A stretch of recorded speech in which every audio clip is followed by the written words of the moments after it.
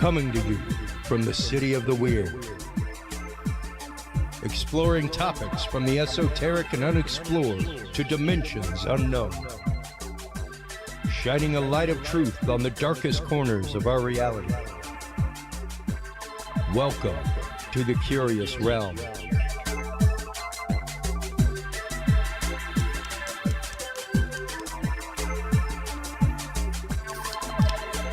Well, hello everybody and happy Tuesday night. I hope everybody is having as much fun preparing for Thanksgiving as I am. I love cooking. It is one of my favorite things in the whole wide world, and I spent the day cleaning the room for Thanksgiving and literally just slowly preparing things, getting things ready. I made the cranberry sauce today. That way it has 2 days to chill and come together. All kinds of stuff. I really get into it. I love it. There is nary a store-bought thing other than the ingredients in my home for Thanksgiving. So I hope all of you guys get together with your loved ones, have a great evening, have a great afternoon, whatever it is that you do for Thanksgiving. I hope that you have a great one. We have a great show for you guys tonight. In the second part of the show, we will be joined by our good friend Scott Ertz. He is the host of Plughitz Live and F5 Live, Refreshing Technology with Avram Pilch. We will be talking in the second part about AI, one of my favorite topics. I've got my own AI computer that I built over here that does all of my research offline. We'll be talking about the difference between online and offline AI, and specifically generative AI, things like that. There are a lot of fears out there. As most of you know, most of this show is dedicated to demystifying these topics, trying to kind of unravel the nets that have been woven by people to snare minds and make people live in webs of fear. So we kind of help unravel some of that tonight. Sorry if you enjoy your AI fear bubble, folks, but like I say on the show all the time, like I say in the second part, you can guarantee AI will be as smart as the average person reading the internet. Take that as a good thing or a bad thing, however you want to take it. But it's all about the data field. It's all about the data that AI uses to garner that information. And we're going to be getting into some of that even tonight, because we'll be talking about data in the first segment with our friend CJ Arabia. She is the Chief Field Investigator for Southern California MUFON. We will be talking about some of their cases of interest, which are many. That is actually one of the largest regions in the country for UFO UAP reporting. So welcome to the show for the first time. True. CJ, how are you this evening? Everything you've said is 100% true, and I'm doing very well, thank you. It is always great chatting with you. We're friends on social media. We've met at the conferences, things like that. So great to finally have you on the show. Thanks for having me. Absolutely, and I'm very glad to hear that you've taken up the mantle for Earl as far as doing the radio show for Southern California MUFON and all that kind of stuff, doing the podcast. Yeah. So Didn't really have a choice. Well, it's thrown into the fire. Well, it's an important mission, as is outreach for stuff like this, and even having these kind of conversations, because this is, like I say all the time, and whenever I speak at conferences, research does not happen in a vacuum. By definition, it can't happen in a vacuum. So you've got to be willing to have conversations. You've got to be willing to challenge hypotheses, challenge data sets that are given. And you guys get all kinds of reports there in Southern California. What brought you to joining MUFON to begin with, CJ? Well, I was just enjoying my summer, watching some UFO shows while sitting outside with my son, which I don't even normally do. But one of them mentioned MUFON and a few other things, and I thought, I never even thought about it. Maybe I should Google that UFO I saw as a kid and see did anybody else report something in the 70s, what in San Diego, what was being reported in the 70s. And like the article that came up was basically the exact description I've given my entire life since I was a child of As a kid, I called it a translucent oval metal cloud, but it was like a silver oval inside of a mist or a cloud, and there was like some colors around it, and it was like 20 feet over my, like right there. Like, like I hear Wow. the description now that I take cases, like I could have thrown a rock at it, or just above the Mm. trees, just above the telephone poles. That height, that's the exact height. They love to, I guess, hang out because I guess it's, it's probably off the radar and easy to hide out. And like right over my head, and I never really spoke about it. But after I found this article, I said to my partner, I was like, I'm going to report this to MUFON. I have evidence with me now. So, Yeah. I reported it. I met Earl, and the rest is history. That I joined MUFON, and then I became a field investigator, and then I was forced to become higher than that. I always told Earl, I'm never getting above a field investigator. I don't want any responsibility. I don't want any part of an organization. I'm not interested. Uh-huh. And I don't want to do podcasts. I don't want to be a talking head on Yeah, podcasts. how's That's that like working something out I'm for never you? going to do, Earl. Yeah, I told Earl I'm so glad you're here because I don't want to do any of that, Earl. Yeah. So I guess the last laugh is on me. Look, I'm a you talking head on a podcast you in Earl's. you bring up an important point though with what you're talking about, and specifically your verve and excitement with your sighting. Was your Yeah. sighting explained, CJ? No, no. I mean, there's no. It took place in the '70s. I was walking home from the bus Okay. stop in East County, San Diego, on like old Highway 80, if you're familiar, just past Dunbar Road. If you live in the East County, San Diego, you just did a spit take when I said Dunbar Road and old Highway 80. Um, but I was like, I'm like in the first grade, and I'm walking with this boy, and I didn't even see it. He says to me, he kind of pushes me under this tree and covers my mouth and goes, shh, and points up and says they're watching us, and I look up and it's like right there, like it's silent, like dead silent, like I would have never in a million years seen it if he didn't point it out to me. And then it was like fading, it was like there, Interesting. and then it would get translucent and it would disappear, and then it would be there again, and then it was like fading. It, like, I mean, it's so bizarre to describe it. And I thought all these weird details about it, I always thought made it seem fake because I never heard this on a TV show or Mm. anything, But, when I talked to Earl, he was like, yeah, no, that this is all stuff we've heard many times. Um, and then it like disappeared, and then people always go, oh, what'd you do next? I just have no idea what happened. The memory ends when it disappears. That's the end of Yeah. it. And I couldn't tell you what happened next.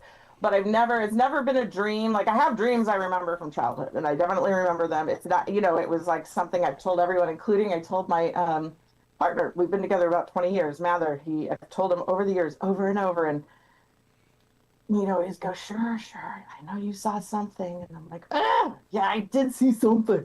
Yeah. Like not just something, like not, because it's just like it's hard. He'll say he's a UFO muggle, but it's really hard for people who have never seen anything uncanny, as he says. He says, I've lived a pedestrian life, never seen anything uncanny.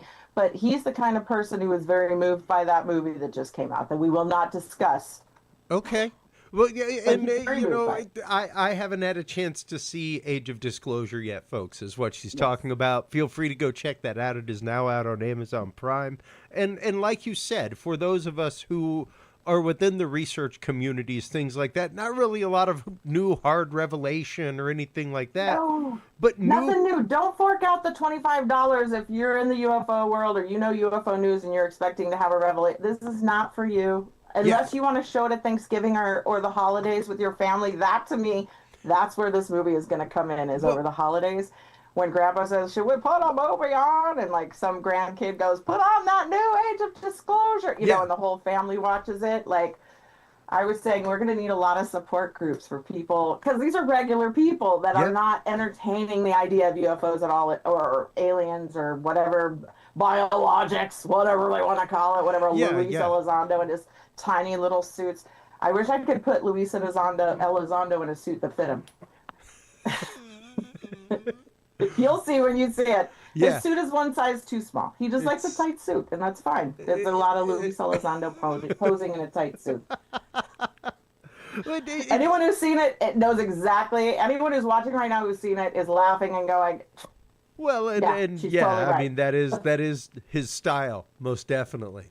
Um, Yeah, skinny but jeans on a guy built like a barrel. Yeah, but skinny jeans on a little stocky guy. but in all reality, once again, the plus side is that it opens that conversation in a different way for people that may not be ready for that conversation, and may not. That's what I think it's perfect for. Yeah, Yeah. yeah. Now, when it comes to you mentioned earlier, like, hey, evidence, things like that. That's one of the things we talk about on the show all the time is the difference between data and evidence, that kind of stuff, and the idea of making a report. Because yes, don't number one, always go make your report, folks. Feel free to go to For sure. any MUFON site. Go to, if you're in Southern California, go to SoCalMUFON.com. That's where you can go. There is literally a UFO page there. We have a reporting system on Curious Realm and Curious Research. But And report it everywhere. Send it to everyone. Go to all Absolutely. of the places. Report it. That's right. That's right. And as it says on here, do not report a UFO if you've observed the following. And it goes into Starlink and gives you a video, Falcon 9 rockets, all kinds of things. Yeah. And now let's start getting into, I guess, walk us through how a report gets to somebody like you, CJ, and how you end up handling the report once it comes through, before we start getting into the actual cases. Sure. So someone's going to go through the website. And by the way, if you're listening, we're going to have it in 2026. MUFON's going to have an app, and it's going to be a lot easier to report. Right now, we're still on the old Awesome. system. So just get ready. Like, they've been timing it, and you can make a report in like 3 minutes or something. I know right now it's cumbersome, but we appreciate your reports. We'd have nothing to do without your reports. So they come in and they get sent through a main MUFON. Everyone takes a look at every report that comes in, and then they get assigned to our state director, who is Gino. And Gino will then assign it to a field investigator, or if he's busy, I might help assign cases to field investigators. And there's also ERT cases, which is experience or resource team cases. And some of them are just straight up someone saw a light in the sky or a craft, and some of them are more like an experience, or they feel they've been contacted by an extraterrestrial or some kind of an entity, and then that goes to a different team. So we'll first take a look at the case, and it just kind of gets sent to where it needs to go, depending on what's involved, how much involvement. Are there beings? Is it just a craft somebody saw in the sky? So then you start your investigation once you get it. So we have timelines like any business, like we're hoping to close them out in a certain amount of time. And the truth is, most cases we should be able to close them out in a certain amount of time. Like, you can look up the astronomical. I can look up every Starlink launch out here.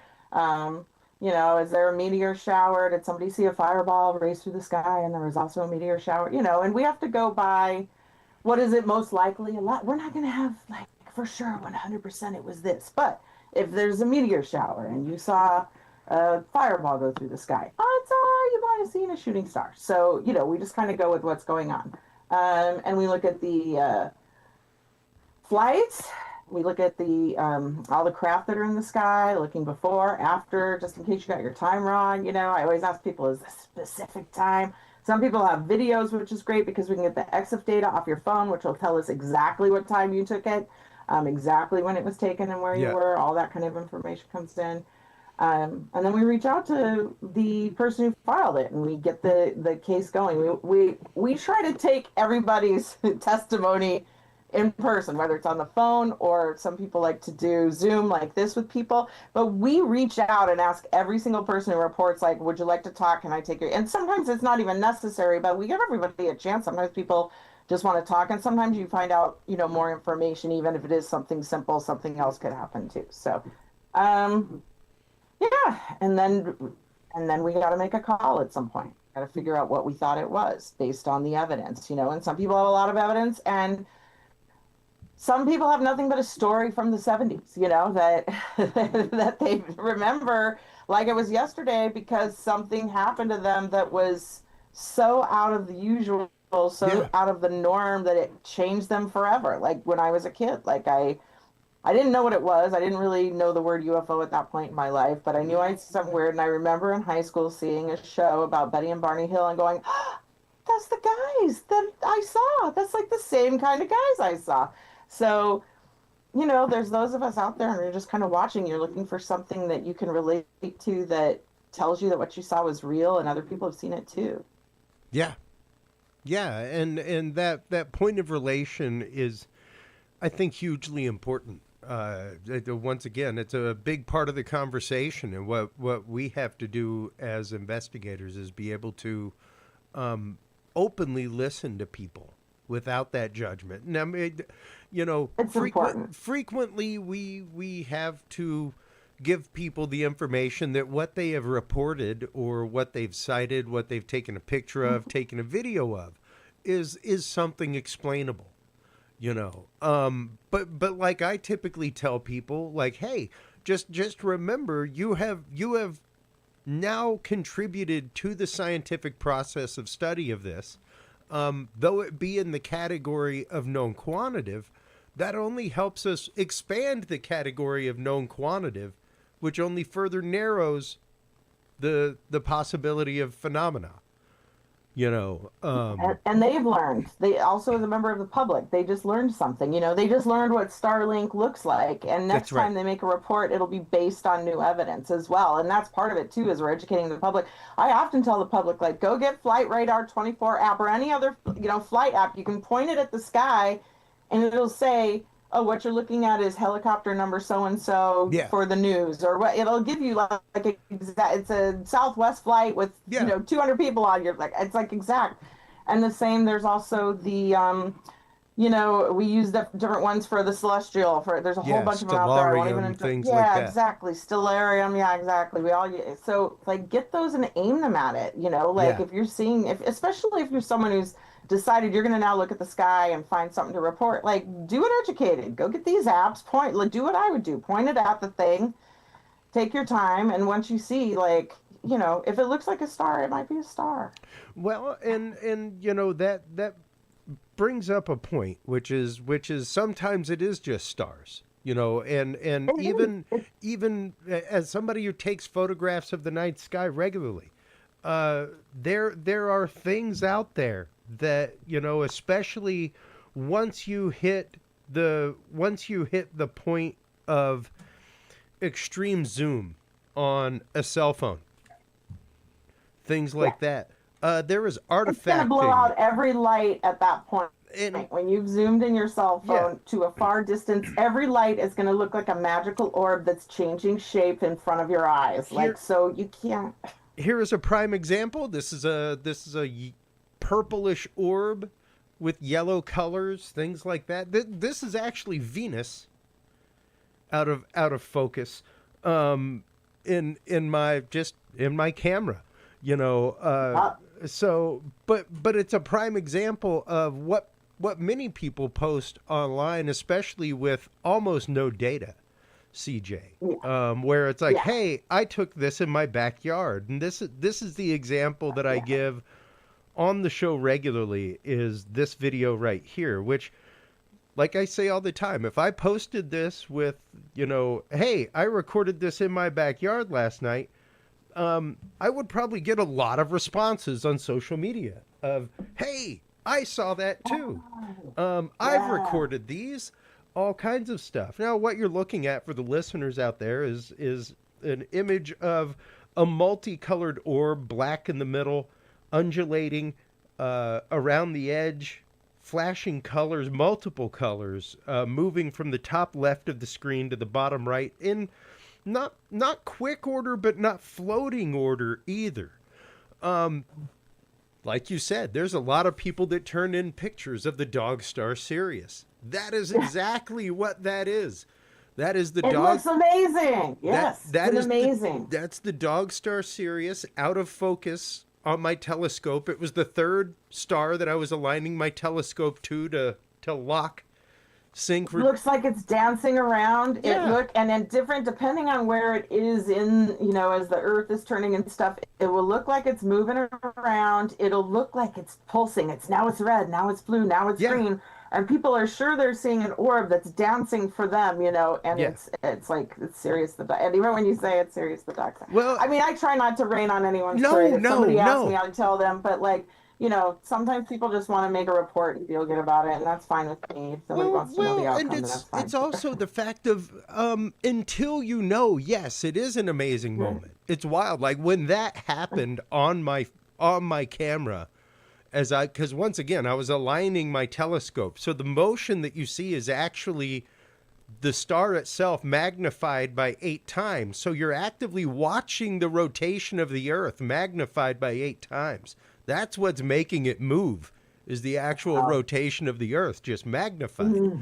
But without all of that data, without that information, without, hey, I took it facing southeast from Austin, Texas at this time of night on this day. I know. No one ever tells you what direction they're facing. And, sometimes the time is a guess. Well, and that's just it. At that point, it can become a hunt and a peck, but you can very easily identify the fact that it's something that is a regularly observable object that once again is out of focus or at the focus distance of the camera itself, even, and especially whenever you see octagons, hexagons in them, things like that. Like that is definitely at the end of focus on an actual lens that has an iris on it. That's just how that looks. So it's, and yeah, we do kind of have to break You haven't even gotten into hearts. bugs and birds flying quickly through a photo and what they look like and how they can affect a photograph.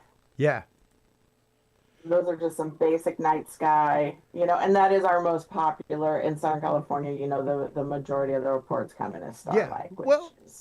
And that's just it, especially there with the ocean view, things like that. You have a rapidly changing temperature variant over the ocean come dusk and twilight, things like that. So you start seeing sparkles and temperature inversions in a totally different way than you would during the day. So let's start getting into some of the actual cases that you sent us this evening to talk about. Yes, exactly. Okay, great. So I dug through. Now this is the thing. There's so many cases of interest you could get into. So I'm just going to share some cases of mine that I think are very interesting. Mm-hmm. Okay, great.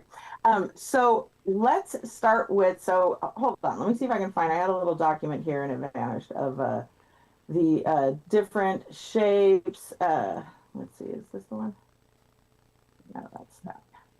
So in the area, basically, like the shapes that people see the most of are going to be like triangles, seem to be the number one. Well, the number one reported is going to be starlight, but what I like to look at then is what is the actual unidentified. It's like, just because most of the reports come in as starlight doesn't mean those are the ones that are unidentified. The ones that come back the most unidentified are going to be like a black triangle, or triangles in general, these kind of shapes. So that is our highest. When you think of the black triangle, like we get like 25, we've got thousands of star-like objects, but very few of those are UFOs or unidentified. Whereas with the triangles, we don't get as many reports of them, and they have a higher yield of unidentified. All right. So why don't we start with 144732, which is, and this is just an AI rendering that a girl made for me, and this is just like your something we get a lot of, which is a mother and daughter cruising through Santiago Canyon on their way home. It's like 11 at night. The daughter and mother both see two black triangles hovering over the car. They fly in front of them. Both of them get a visual of them. They pull over and check it out. And they're afraid. They're like alone. There's two women alone in this canyon. And if you know anything about Santiago Canyon, it's in the Santa Ana Mountains range, and you can look it up on Google Maps if you want. and it's a short like peninsula-shaped mountain range, and it's near the coast in California, and it runs, kind of north to south along the coast, and it goes from Los Angeles down through Orange County, Riverside, and then it just connects with more mountains that go to San Diego. And if you are flying, whether you're a ET or our government, it's a great place to fly a craft like that and stay stealth, stay under the radar where no one's going to see you. And then, great. And two of the cases I have right now, I don't have images for, but they're just like the classic triangles, and they've been here forever. So 1978, we have a woman and her boyfriend. He pulls into the driveway. She stays in the car. He runs in to do something, and she glances up, and over the house next door is a triangle hovering silently alone. She's staring at it. She keeps glancing at the door, waiting for him to come out to see if he's going to be there to see it. She's staring at it. And then he opens the door to step out, and she looks back up, and it's just gone instantly, like just instantly gone the minute he opens the door.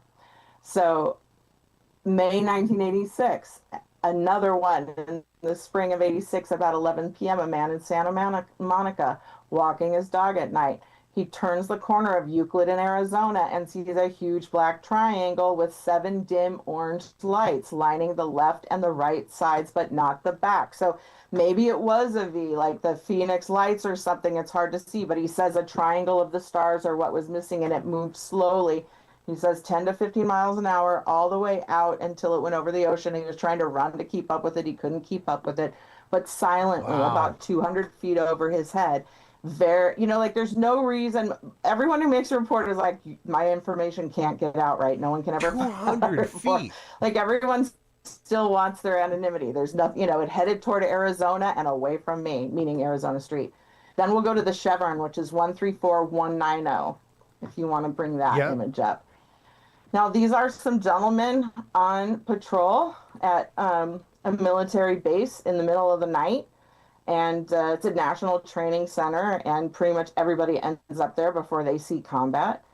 And they're looking out. I think it's like 2 in the morning, 2:22 in the morning. They're looking out, and on the mountain range away across from them, which is about 2 miles away, there is a light shining down at the top of the mountain range and kind of following it. And they're thinking, is that a helicopter? We should know about that. There's nothing here that should be in the sky. He told me, we live as if we're in combat. So if anyone was doing any sort of an exercise, they would know about it.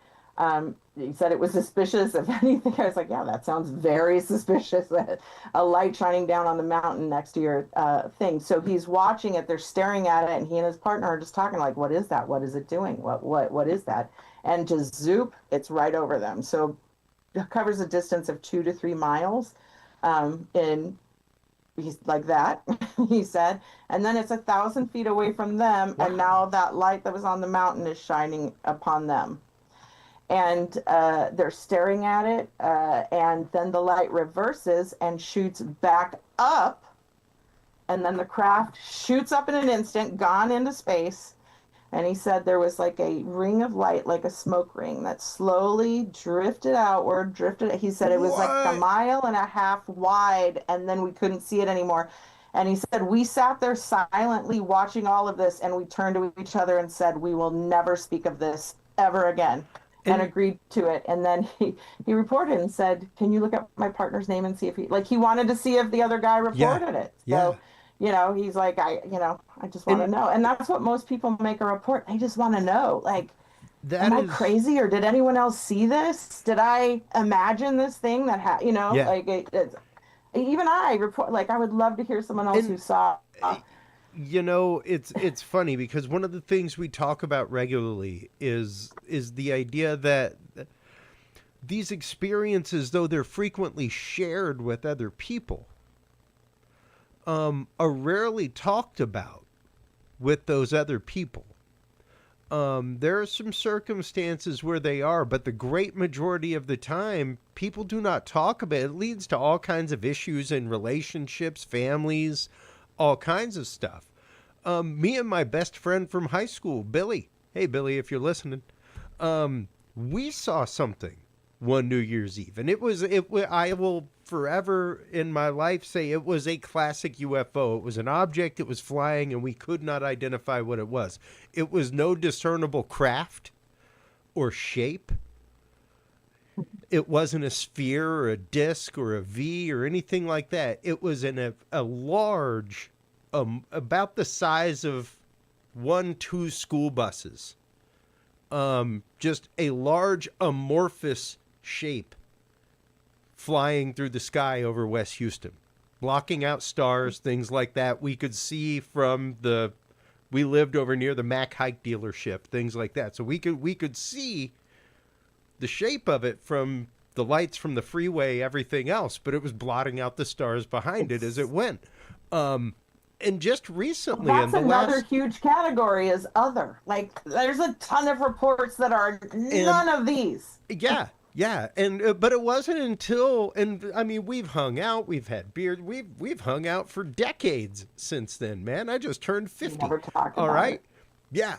Yeah. Like, not until the last 2 years. He writes horror short stories and things like that, and wrote a short story about it and contacted me with the manuscript and was like, hey, man, you remember that New Year's Eve where we saw that thing? I'm like, hell yeah, I remember that night. And we've talked about it since. But yeah, for years, like 20 years almost, you CJ. Don't talk about we it. never you spoke just don't about bring it up. Never spoke people about don't. That's a very common behavior. People will say, I know this sounds crazy. Yeah. I saw that thing as a kid. I don't ever remember talking about it to anyone, just silently seeing things in pop culture. Like, I remember when Whitley Strieber's book came out, and I saw the cover, and I thought, as a child, they don't really look like that. But I don't know what they look like. I don't know why I thought that, so I don't know. I'm like, what do I know? What do I remember? What did I see that was different from what he saw? You know what I mean? Like, why do I have that judgment? Yeah. I don't know. Yeah. And even with that in mind, the whole idea of how it affects you is different for everybody. Even if you both experienced the same thing. Yeah, the way you handle that and process that in your reality is completely different. So I mean, I do spend time wondering, like, what are they doing? Are they eating dinner somewhere right now? Like, like, I try to think of life on their planet. Like, do they have holidays? What do they do? It can't just be what the astronauts do in the ships and stuff. They must have a culture somewhere, and something's going, like, but my partner never thinks that. He never thinks for a second about what an ET is doing or. Yeah. Well, and that brings something up, CJ, because your experience was very close. Just over tree level, things like that. The experience that you were just talking about with this officer, we're a couple 100 feet off the ground. How frequent is it that the cases that you guys investigate are that kind of proximity, where people are that close to something? Because that's not far, man. Like that, for me in my industry, that's a cable, like 200 feet. Yeah, no, those are the. That's it's small. Rare. It's rare. Yeah, no, they're normally in, like, my Mather teases me because after I first started working for MUFON, I said, no dot is too small. I will investigate every dot in the sky, like, because a lot of them are dots. Like, a lot of them are a dot of light. And That's right. I'll investigate it, but that is most of them. But when you get one that's up close, whether there's evidence or not, you can really tell when someone's life has been changed, when they're like, I've been Googling, I've been on all the local social media pages, seeing, did anyone else see that? Like, people don't just do that. Like, you have your mind, our caveman mind is trying to figure out, what did I see? How can I explain that so I can sleep tonight? Like, and that, you can hear it in people's testimony. You can hear it in their descriptions. Yeah, precisely. And you can definitely tell when something has affected somebody in such a way where the norm of life has been interrupted in that kind of way. So now, what kind of cases have you investigated I know you have the experience, a resource team, things like that, but how Mhm. many cases of abduction do you guys get within a year? Is that, uh, You know, I I don't imagine know it's the much, exact figures. It's very, we keep that information as not searchable in the regular database. It's yeah, so confidential, the experiencers, that it's not something I can access. Even we get monthly statistical emails, and they don't include that information because people in the who report that kind of intimate contact, it's just kept very yeah, anonymous. And but they come in all the time. You know, maybe not as many as these star-like objects, but um, you know, they're just coming through. They just roll through. And we've got, I think in Southern California, we have 5 members of the experiencer resource team. And, you know, everybody gets a case. They're yeah, coming in. And that's not even, you know, a lot of people don't report them, you know, as yeah, well. Like a lot of people don't report this stuff. And, you know, the truth is you can report it. We've got information. Like we're not here, you know, we can't fix anything, but like we can help you get in like with a support group. Like Yvonne yeah, Smith is in Southern California. If you're in another part of the country, there's other people that do it. yep, Some of the meetings are online, but we're here to help if that happens. But I do not know the exact number, but it's common. They roll in. well, and that's just it. That's the point, is that there are numerous types of cases that come in regularly for you guys. Yes. And the plus side, once again, is that yes, y'all do keep that confidential. So if you're out there, if you've had an experience like that, folks, if you have been wanting to come forward, trying to come forward, but are afraid to release your identity, let that be known. Know that MUFON is confidential in that kind of way. As a matter of fact, it's one of the things that many people in the community actively complain about sometimes, is the lack of being able to do that. And it's like, there's a lot of reasons to keep that stuff under wraps. Oh, for sure. Work, all kinds of things. There's a lot of people you don't want that. And maybe in the future it's coming. We've got movies like Age of Disclosure, stuff like Sure. this where it'll be more common. But like, yeah, no, yeah, most people don't.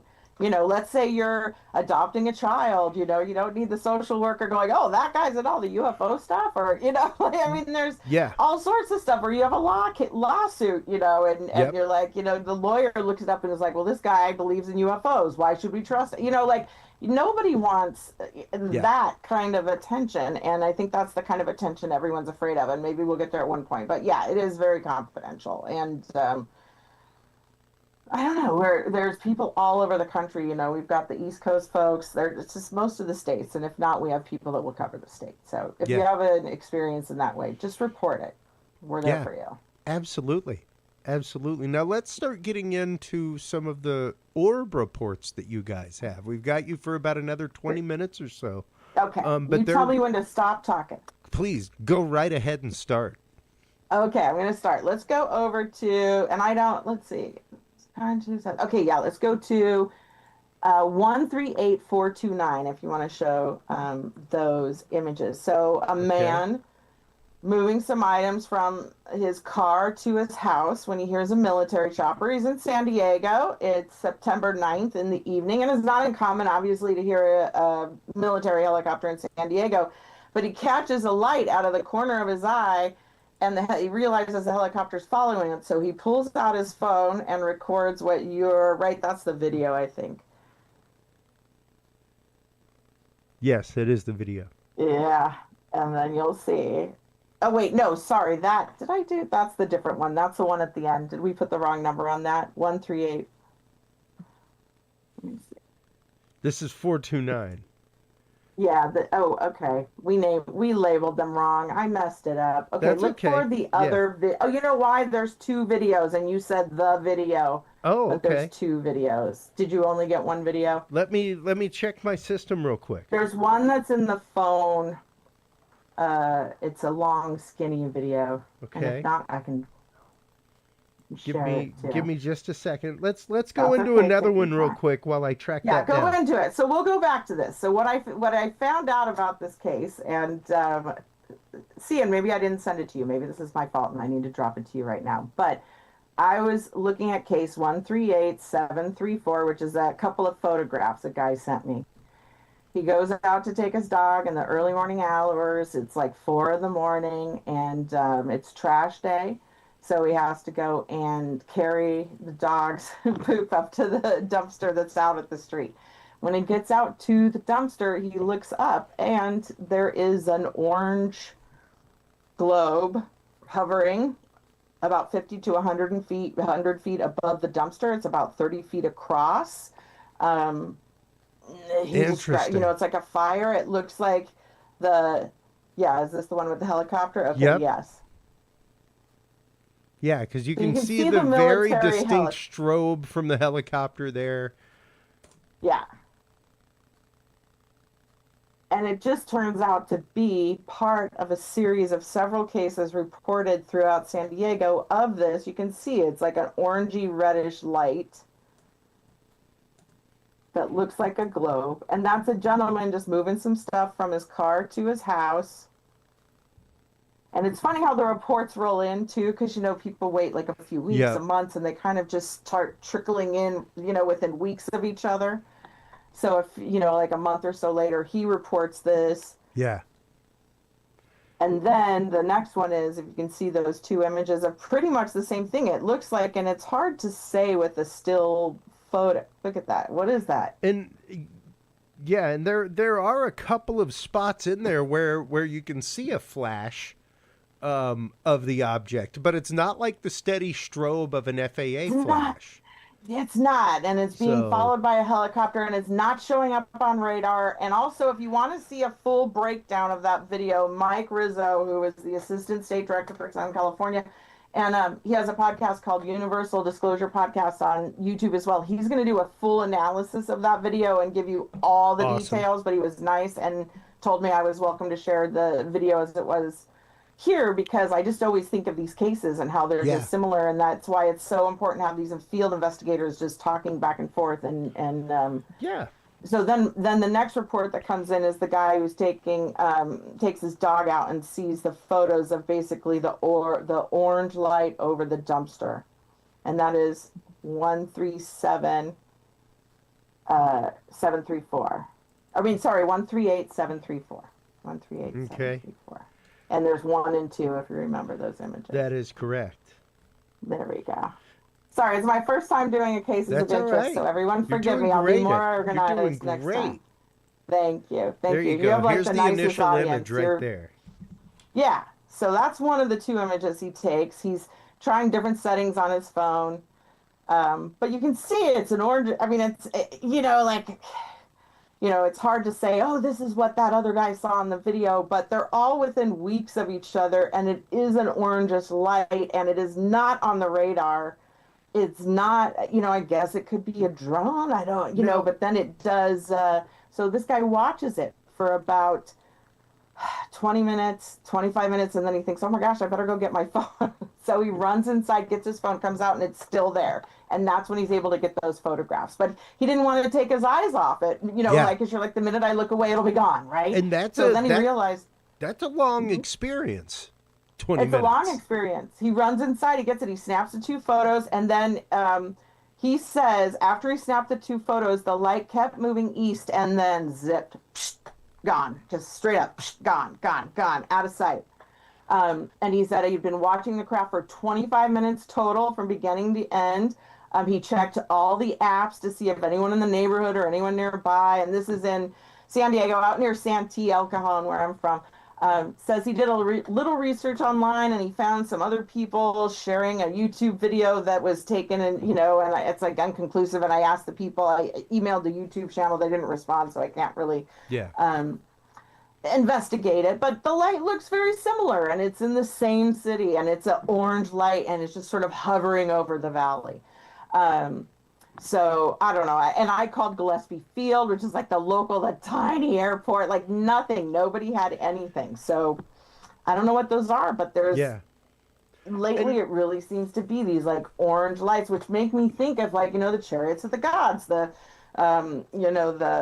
shields, coming in, and they call them the shields because they glowed like fire, like a shield, it seems like, I don't know what they are, but I mean, to me, that's what it reminds me of. Yeah, yeah. And I this last year when I went to Roswell with my brother for Roswell UFO Festival, I gotta go to that. we were sitting there and saw a light take off like that. Where, and granted, 4th of July weekend, we saw a couple of lights.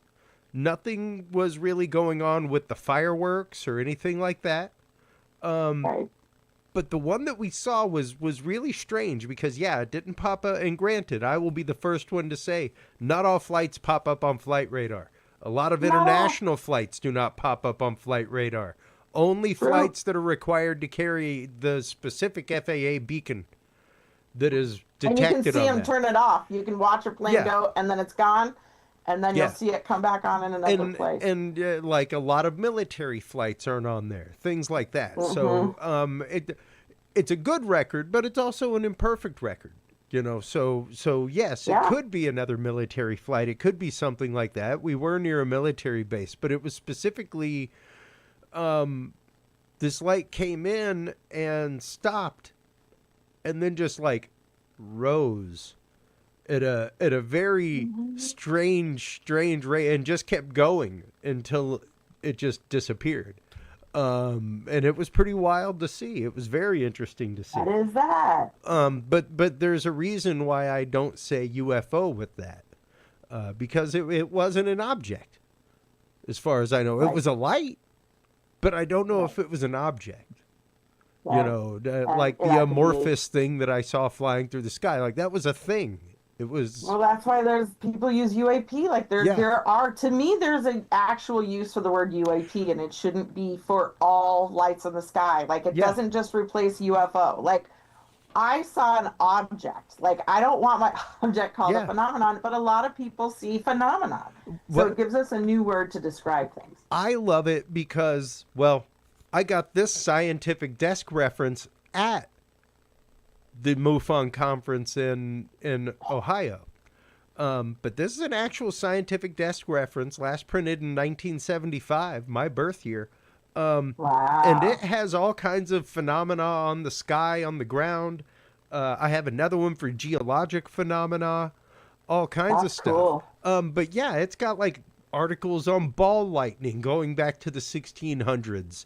You know, things like that, so that you can see what these circumstances in these stories are of phenomena, because, well, phenomena is something that science has to exclude from their data. You know, so for me, phenomena is a hugely important word. And when you say it's a phenomena in the sky, that literally drags science in kicking and screaming. They now have to take part.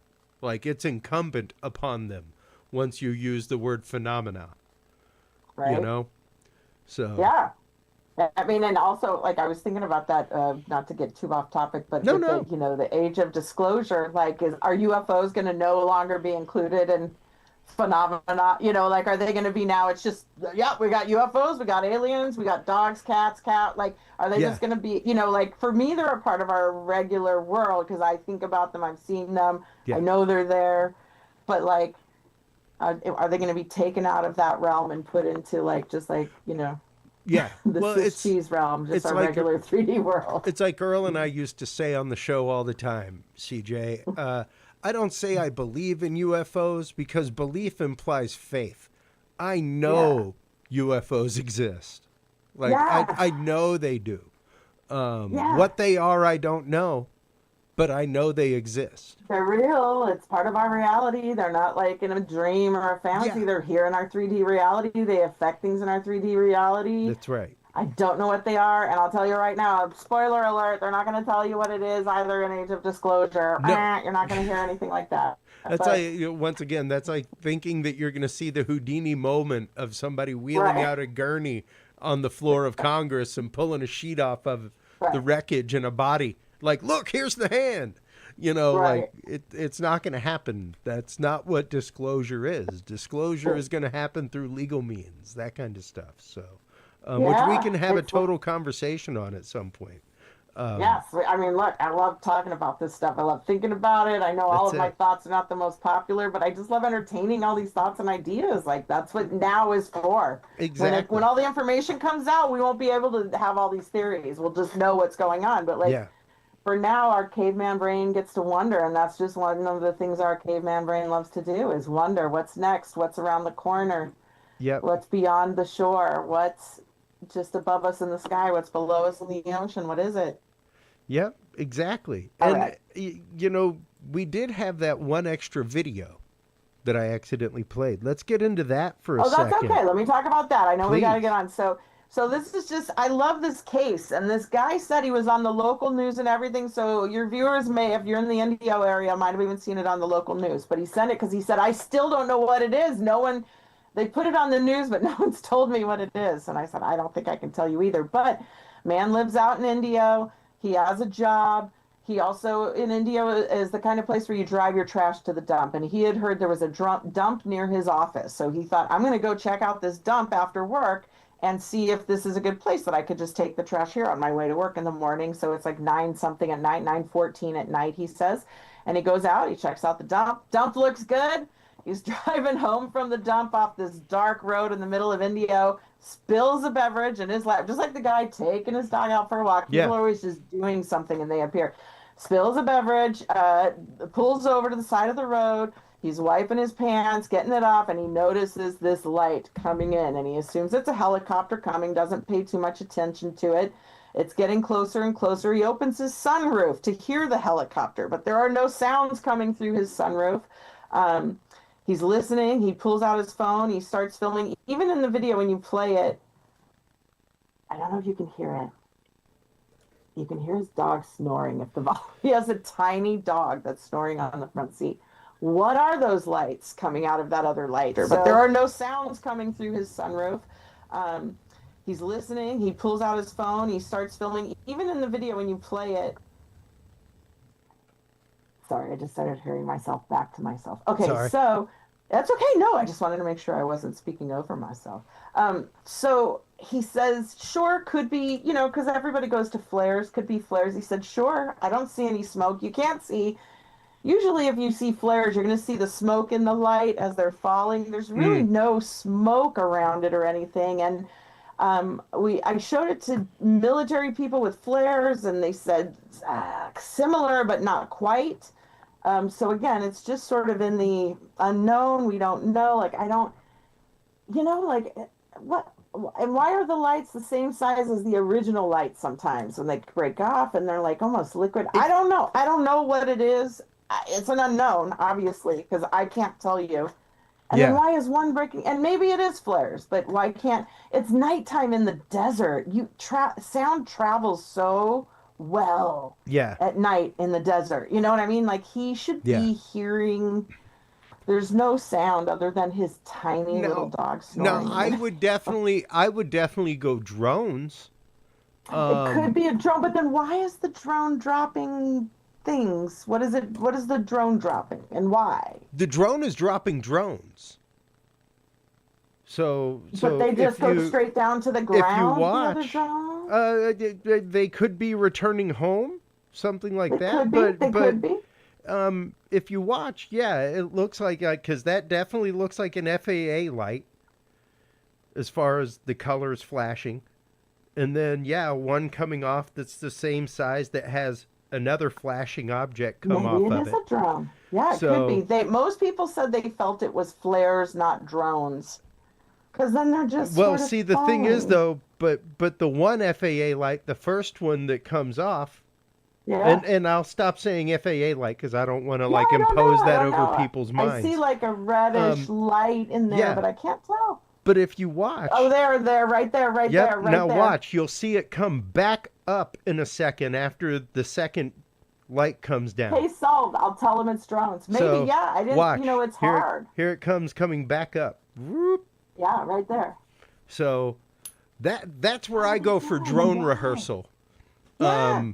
Yeah, that's true. I would go out there for drone rehearsal as well. Well, that was on the news. You just saw the case that was on the news in a bunch of places, and no one seemed to know what it was because everyone's mind, I think, went to Well, flares. And I was like, Yeah. it doesn't, I mean, and maybe it's flares, but I think everyone is assuming like a guy jumping out of an airplane with flares. Yes. Or even flare balloons, that kind of stuff. There's But all then maybe they're kinds of not things. flares. Maybe it's just regular old lights. Maybe it's just regular lights. I don't Could know. be. Like, Could and be. that's the thing when you're filming a little light in the distance with your phone.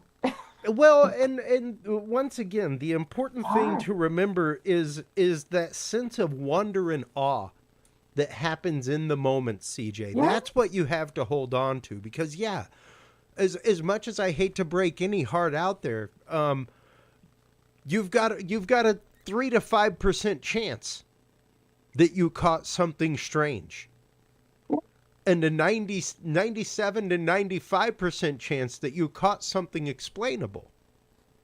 All right? Well, and that's, I believe, how I marked the cases, that I thought it was man-made, but I don't know what exactly it is. Exactly. But the idea here is that even though this person may have just had their case explained, it does not remove that moment where they took the video and they went, "My God, what is that?" Doesn't, and like you can And tell their people what you reality think it was is. open. Yep. And it may, and who knows? Like, we don't, I mean, That's I'm right. not there. I don't, we don't know. We can just say what we think it looks like. Yeah. But you're right. And seeing it on the screen when it comes back up, I've been watching it come back up, but I didn't really see the two lights until you just pointed it out. So Yeah. I need you It's on my real team. hard to see the flash between the two of them, but you can see the alternation between And like, them. what there. is it doing out there? Well, I guess they're just practicing. Yeah. Yeah, and Out by much the dump, like out by the dump in India. much like a flight line where you're looking at a plane for a very long time and it just looks like an orange orb for a good 20 minutes until a slight deviation in direction changes and you see one of the FAA signals or something like that. This is very much, you're I think, totally the same right. thing, is that they're basically on plane with each other, and then they start losing formation to dip out of formation. I think you're 100% So- right. I think it's drones with some kind of a flare or light attached. I'm not sure what they're doing, but it doesn't matter. Yeah, it's literally just their headlight. Yeah, exactly. And once again, that proper angle, same thing as any small aircraft, something like that. It can look big. It can look very big.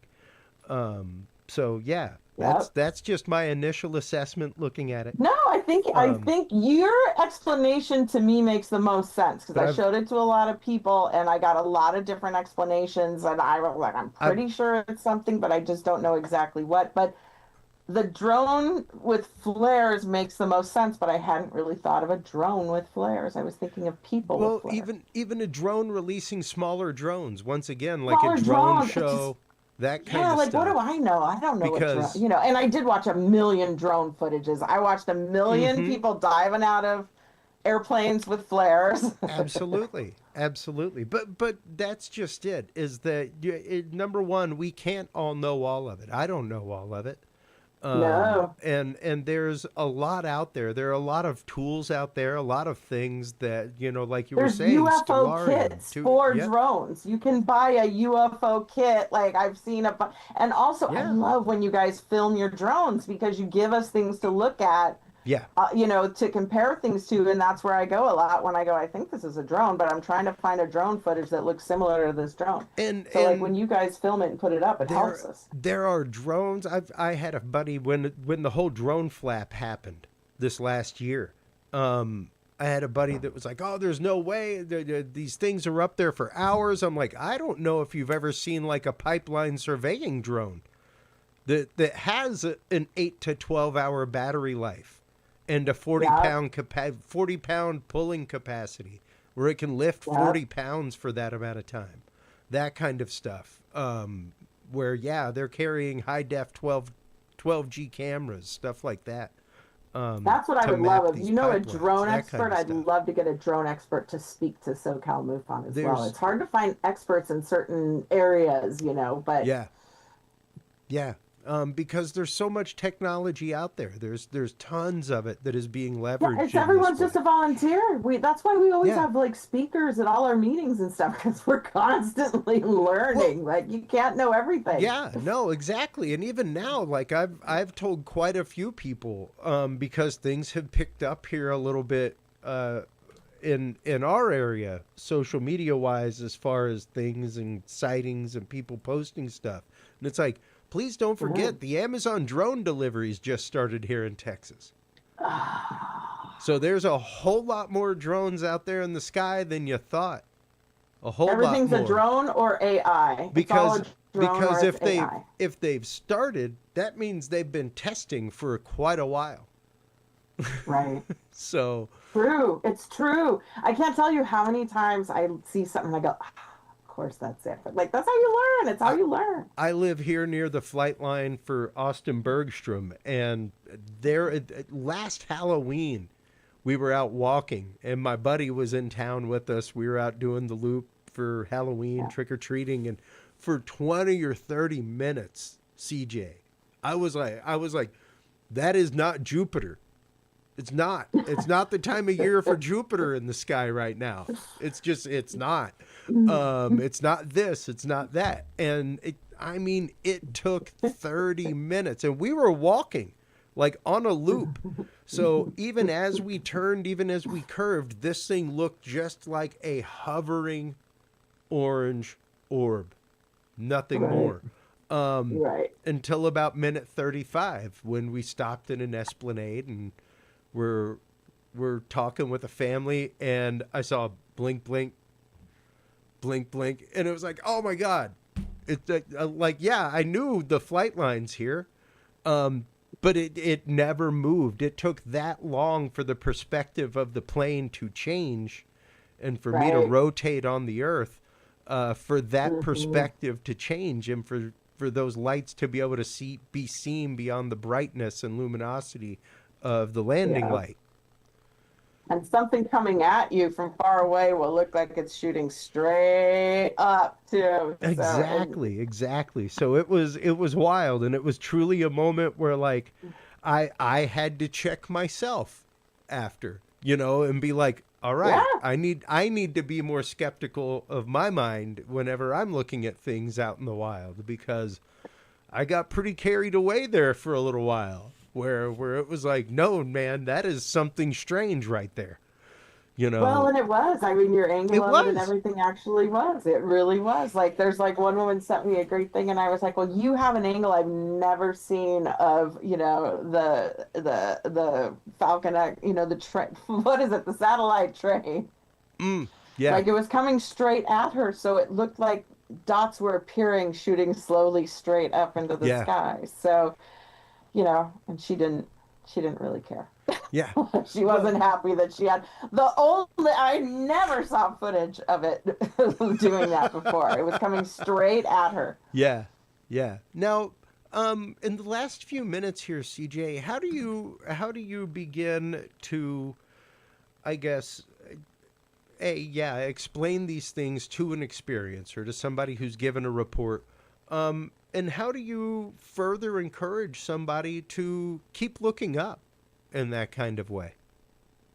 Yeah, I mean, well, I love giving people the apps that we use. A lot of the apps we use, when I go through more, like I'll go through Flight Radar and another, looking for different flights and stuff. But like, I love giving people apps. Like everybody out there should have these and be able to look and identify and know there are unidentifieds in the sky, and that's just the truth. And I just feel like everyone needs to report what they see, because you don't know, like, obviously, sure, there's a lot of star-like objects that turn out to be stars, but let us decide. If you can't figure it out, just make the report and we'll figure it out. And then, I don't know, I don't always tell everybody. If someone says they want to know the results, I'll tell them, but some people don't seem to want to know. They want to make the report, and that's okay with me too. Like, you kind of feel each witness out. You can tell somebody is just like, I'm happy I spoke to you, case closed. And you go, okay, great, that's great. And some people want, and I think in the new app, people are going to be able to choose. Do you want us to tell you what the verdict was, or do you just want to make the report? Yeah, because a lot of people just want to make the report. Yeah. And some people just want to talk to somebody. So it's really up to the person. And some people want to know and they don't like the verdict, but you just try to be kind and you say, I don't know everything. You could be right. I could be That's wrong. right. I'm just saying this is what I think it is. I don't know. I don't know what they are. I'm not like, this is the thing. If someone says they're an expert on UFOs, you can call bullshit because nobody's an expert on UFOs. Like That's nobody's a right. real expert on I, UFOs. Nobody knows what they are. Even in this government documentary with everybody in it, nobody says who they are, what they want, why they're here. yeah. Like, Yeah. No. so And that's all I can say is report. Because also you're confirming someone else's report, right? that's You're right. like that guy in the military. You might have had something happen in the military long ago, and you're like, why should I bother? Well, the guy with you might have already reported it and is hoping to God you're going to also report it because he's looking for confirmation of what he saw. And the same with other people. I can't Yeah. tell you how many people report something and say, oh, this has been eating away at me for 5 years, 10 years, whatever, 1 year, 6 months. I just got to know, did anyone else in the area see this thing last, December? But, and it's weird because I always say, why wait so long? Like, why wait 6 months? Why wait a year? And then it's always because it's eating away at them. It's eating away, Yeah. and they just want to see, did anyone else report it? Yeah. Yeah. And also to You know? just get that off your chest that you had the experience. Yeah. And once again, I am somebody, until proven otherwise, I will always believe an experiencer because I've had my own experiences. I've had my own moments in the world, paranormal, what have you, that have shaken me to the core and that have changed the paradigm with which I view the world, you know? And Yeah. once again, even if those are explained someday, it doesn't remove that beautiful moment. It doesn't change that moment. So remember that, experiencers. If you send your pictures to CJ, to Curious Research, to anybody, your videos, your audio, just because something is explained does not remove your experience. It doesn't change your experience. It doesn't change the fact that you were changed forever by that moment, that the way you viewed reality was changed, and your reality became wider and bigger. So, yeah, yeah. Before Yeah. we, It's true. well, before we let you go, CJ, let's let everybody know where they can go to make a report if they're in the Southern California area, where they can go to make a report if they're anywhere else in the country or the world with MUFON. Yeah, you can go, our SoCal MUFON or SoCalMUFON.com website has links back to the main page as well, right? So when you hit report, it's going to take you, report a UFO is going to take you back to MUFON.com, which is also the international site. Everyone can report there. You can report a UFO, report an abduction or an entity. It's going to take you through, like, ask yourself some of these questions, see if this is something that's going to show you what the Starlink looks like, show you some stuff like that, and then go ahead and make your report. And like I said, we have a new system that'll be coming out in a little bit. So yeah, like get to know what the Falcon 9 rocket launches look like. And also you can sign up with Vandenberg and I love getting the text. I love when they do one after the sun goes down. I'm always hoping it'll be when the sun goes down because it's so pretty. But make your reports because you're going to help other people. You're going to, what you saw may not seem like that much, but somebody nearby might be reporting an abduction that's you know what I mean? Like That's you might right. be just confirming somebody else's report. So, and you Absolutely. don't know. And it may be mundane, it may be terrestrial. That's okay. It just, we all learn from it. Our investigators learn by doing it. Like, you're going to learn by reporting it. And that's the only way we're going to all learn is if you report it, you learn a new thing, you go, okay, now I know what that looks like. And you're going to keep looking to the sky and making another submission when you see something else. And you'll have a different set of criteria to judge whether if it is anomalous or not. Exactly. Exactly. Right? CJ, thank you so much for your time tonight. I can't wait to have you on again and again. It was Thank you for super fun. solving my case for me. Oh, anytime. I Truly, love truly. it. It was absolutely fun. I can't wait to have you on again. It's always great So seeing you fun to on talk to social you. media. We Yeah. will be sending links, all that kind of good stuff, All once the this links, goes links live and to the love. platform. So Hmm. we'll chat at you soon. Have a great evening. Okay, great. Goodbye to you and your wonderful audience. They're always so sweet. Absolutely. You I'll head have a out. great time. Adios, amigos. Nos vemos. Well, you are online, everybody. That was, when it comes to experience, as we've said on this show all the time, it's the fact of we all have a different filter through which we see reality, through which we experience reality. My brother, who is getting here tomorrow, even though we shared Thanksgivings, Christmases, things like that, has a different filter through which he sees those Christmases and Thanksgiving because we're individuals. So even if you are in the same room or same locale with somebody when one of these instances happens, it doesn't mean that your experience is the same. It doesn't mean that you experienced that moment in the same kind of way. So find yourself, find your moment, find that time that you had that experience, and yeah, go report that. If you can't go report that, at the very least, write it down.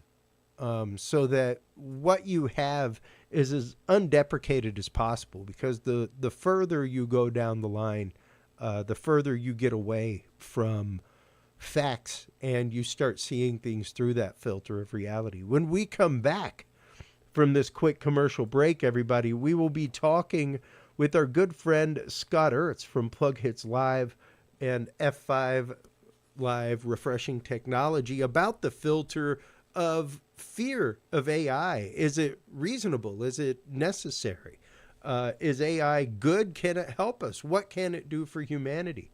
We will be getting into that and so much more with Scott Ertz right after this, everybody.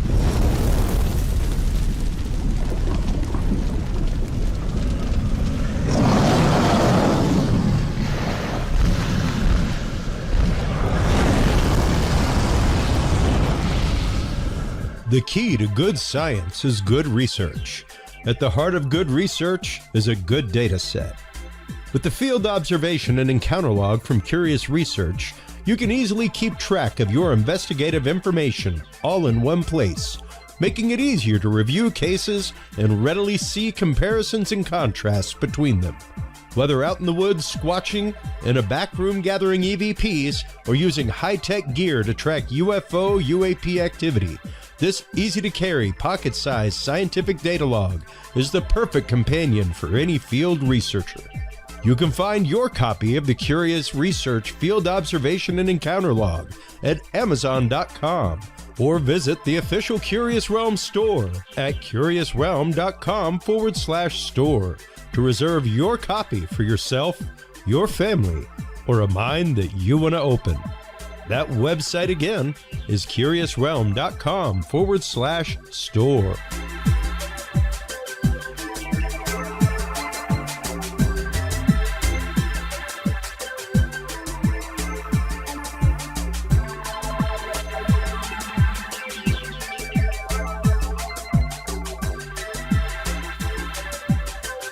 Well, hello, everybody, and thank you so much for hanging on through that quick commercial break. Also, thank you so much to our sponsors, especially True Hemp Science. If you are a user of CBD products like I am, stop on by TrueHempScience.com. I have been using their product for many years, and it is absolutely amazing. Christopher Lynch and True Hemp Science use a spagyric process where every part of the plant is used, combusted, and reused. Every part, the seeds, the stems, the roots, the buds, the leaves, it's all used, combusted, and reused to create an amazing spagyric product, complete with terpene profiles and amazing CBD levels. Stop on by, check them out. TrueHempScience.com is the website that you want to go to. Curious7 is the code that you want to use to save 7% off your entire cart of $50 or more and get two edibles on your way out the door. Our guest in this segment tonight is our good friend Scott Ertz. He is the host of Plughitz Live, the tour de force behind Plughitz Live, and truly an AI guru. He is one of the people that I go to when I have tech problems, things like that I can't figure out. So I want to thank you for all the help that you've given me in the past, Scott, and for always coming on the show and talking about topics like we are tonight. Well, right back at you, because you're the one I go to when there's things that I can't solve, particularly when it comes to audio. Yeah. So yeah, and in the end, we ended up not being able to publish that episode from CES this year at all. It was, I had three audio experts, including yourself, try and clean it up, and everybody went, "Yeah, you're not getting this one back." It was a tough one. It was a tough one, and things happen. Tech happens is the only way you can say it. That one was wild. Yeah, and we have been on the cusp of AI for a long time, hanging around CES. We've been seeing it come out, and not just trickles, but full-on open faucets over the last few years. Yeah, with the amount last two in particular, 25 and 24. It's been you might remember past CESs we've talked about blockchain. There was the blockchain router that I don't know if it ever actually happened. It didn't, sadly. Yeah, I didn't think so. It, for all the same reasons that 3D TV and the metaverse and 4-color TV, all these things, like, they become a big hype and then into the ether they go. Yeah. People get super excited about it, and then my prediction is that we're in that next bubble right now. That AI is that marketing term that will vanish into the ether at some point in the next couple of years. The technology won't, just like blockchain technology didn't really go away. It's not at all what was promised, but it didn't disappear. It's not gone from the world. There's stuff that's built on blockchain in really interesting ways. And I think we'll see stuff in the AI world that will get built on there. But I think that term you'll stop hearing. For a couple of reasons. Go ahead. Not the least of which is that a study that I just saw today, accidentally, not in preparation for this, 68% of consumers lose trust in a brand when they can tell that they're using AI. So, interesting. Great example that literally happened over the last couple of weeks. Last year versus now. Coca-Cola, one of the largest brands on the planet, right? I think their logo is the second most recognizable in the world, second only to Apple. And ironically, that's the other company. Coca-Cola last year changed their total holiday marketing, and their thing was spent on AI, and it was a weird Santa Claus, and the trucks weren't the same size, and it was embarrassing from the company that brought us the sledding Coca-Cola bears, and Christmas is so synonymous with Coca-Cola for so long. Well, I mean, they literally invented Santa Claus, dude. Right. The Santa Claus that we know today is from Coca-Cola. Yeah. They are Christmas, and yet they threw all of that away last year. And then on the other side, and that was for an actual ad. Yeah. Right? And then on the other side, you have Apple, who went the extreme other direction with something that didn't matter at all. Their new Apple TV intro, which if you've seen it, if you haven't seen it, go watch it. It is super simple. We know, right? The Netflix, and then it zooms in with the wavy things. And Apple's is this prismatic spin on the Apple TV logo, and it lands on the white Apple TV logo, and there's a prismatic rainbow at the bottom. Right? Super cool. You look at it and go, oh, I wonder how long that took to animate. Wrong. Entirely practical effects. Yeah. Spinning lights, acrylic logo. They've got a whole mini documentary. Yeah. I wouldn't quite. It's kind of like the famous Windows background. Yes. Like that's one of my favorite stories. We're like, no, that's an actual window with the smoke machine and the laser. Yes. And it's an actual physical logo. Now, the thing that's interesting is when Microsoft did that, a bunch of designers and artists and whatnot went, why did you spend all that time to take a photo when you could have done it in Photoshop in 20 minutes? On the other hand, when Apple went fully practical for their Apple TV intro, designers and artists are praising them for going practical. Now, that's a little bit the sycophancy over Apple, but I have praised both of them. I love that the Windows 10 wallpaper was practical. I love that the Apple TV intro is practical. Yeah. But the thing that's interesting is the response to the two. And it goes along with that study. It's a huge number. Of people 68% is massive. Instantly lose trust in a brand if they see that AI is involved in what they're up to.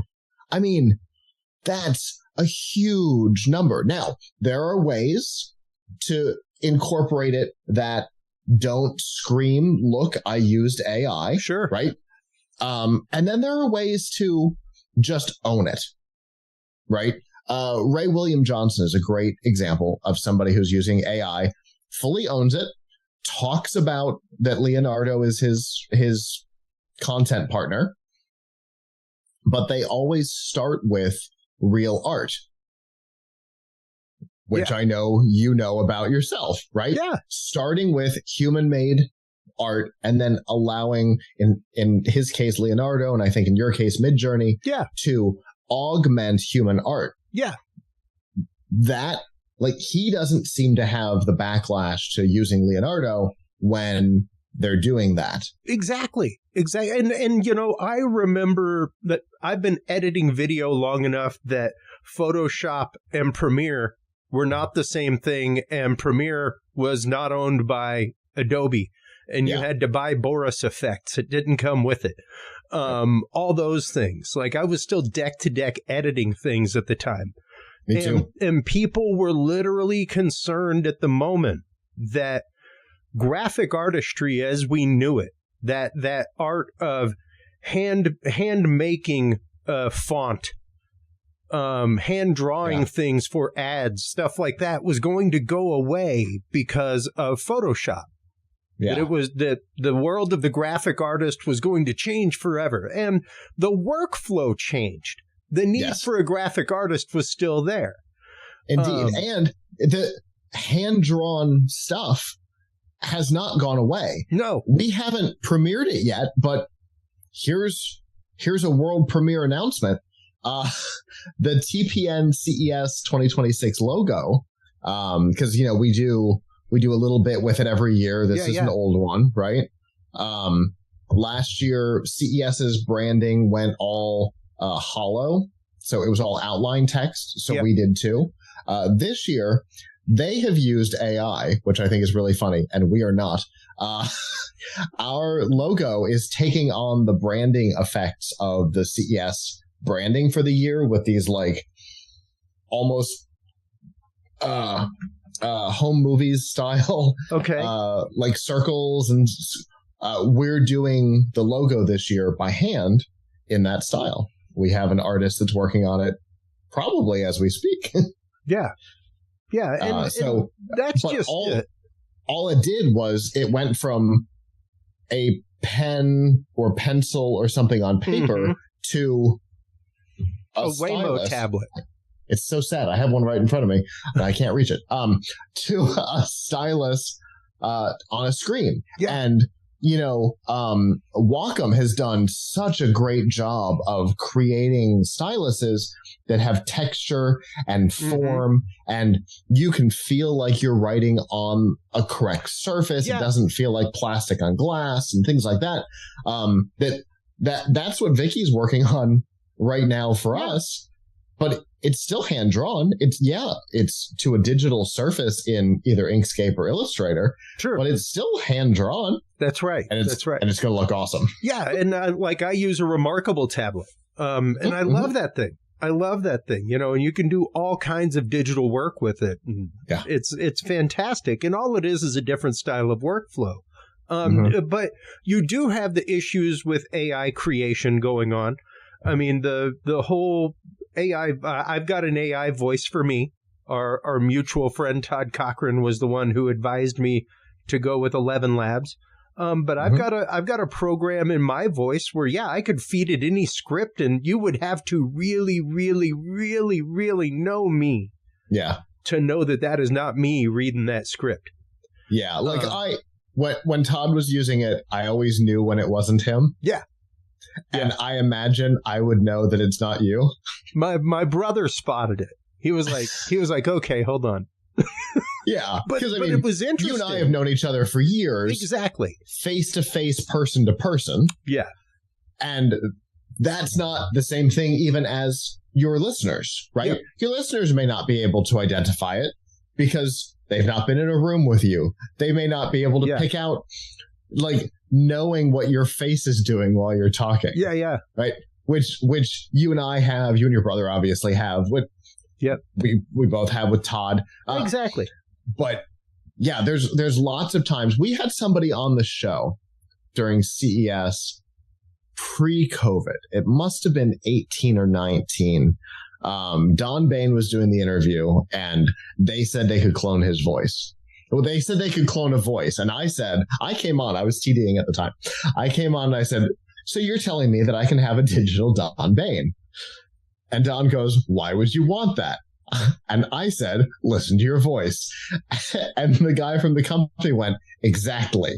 Yeah. Great voice. Yeah. But we had done some cloning with them, and it wasn't what it is today. And ironically, that company who I have an account with has done a whole second generation. Your subscription to the first one does not give you a subscription to the second one. It's that big and different. And here's and I've done cloning with that, and it's really impressive. Again, I can usually tell, but it's what I do. It's also what you do. You probably can tell even if it's not a friend. You're like, that tone went weird. I can hear edits in audio, all kinds of things. So but here's a sample of me. I'm the mean person in the room that goes, that was recorded separately. Yeah, exactly. when Gordon Ramsay goes from talking in Hell's Kitchen to the studio and then back, I'm like, that wasn't recorded in the moment. Yeah, let me tell you where he hid that dove. So here's a clip of me, actually. This is the AI me reading. It's somewhere. Hold on. We believe you. Everything you are might not be what it seems, that the solidity of the ground beneath your feet, the vastness of the sky above, and even the passage of time might be an illusion. Imagine for a moment, just a moment, that you're living inside a hologram. Not a hologram like the kind you see on a credit card or in a sci-fi movie, but one infinitely more complex. So, that's the AI me reading a script on, the holographic universe concept. But it was very interesting to me when I was... Go ahead. There's two things that jump out at me. Yep. First, there's not as much headroom. It sounds like it went through a serious compressor. And the pacing is so not you. Yeah. And the thing is, I tried to just read the script to train the voice. And I was like, this is going to friggin' take forever for me to read 20 minutes of audio to give this thing to train. Yeah. So I actively went through an episode that I had just pre-recorded and cut out the guest and just gave it like 1 minute of me talking, 30 seconds. And that's what it trained it off of. So it got, I think, a lot more inflection out of me because I was excited at moments. I was contemplative at moments. It got a lot more emotion behind it than I would have if I was just coldly reading a script. For sure. There's a lot of range to it. Well, but not in tone. No. There's a lot of range in you. Yeah. But there's not as much range and tone, which is funny. Well, yeah, and that brings. But it's really good. I mean, hey, for $5 a month, you can't beat that. True. I mean, true. honestly, for the cost to benefit ratio, you cannot beat $5 a month, and that's 11 labs, folks. Just so you know, but it's one of those. It brings up the point of training AI. And the idea, the fact that most people don't understand, like I've built an offline AI here with a couple of data mining cards, things like that, like, older NVIDIA cards, but that are able to run LLMs. And there's probably about 16 gigs of video RAM running on that thing. It's pretty cool, but it is dedicated offline LLM. I do not want it to touch online for anything other than a Windows update because I'm specifically training it on data. So I don't want it to be dialing to the internet and finding random data and finding bad data, things like that. Yes. And that's just it. Like, sure, I'm training one of the LLMs as basically a scientist that does like frequency calculation and, frequency hypothesis. But in order to be able to do that, sure, I've got to train it on the electromagnetic spectrum like it's a 4-year-old, in order for me to later ask it, like, what frequencies might be able to levitate concrete, or something like that. It has to understand the actual physics behind sound first and grasp all these things. Are we building the South Florida castle? Yeah, right. Exactly. But being able to, my plan is to be able to feed this thing with data that's given from paranormal investigations, things like that. So training it on very specific data sets, where, I don't want it to pull from the trash of the internet. Yeah.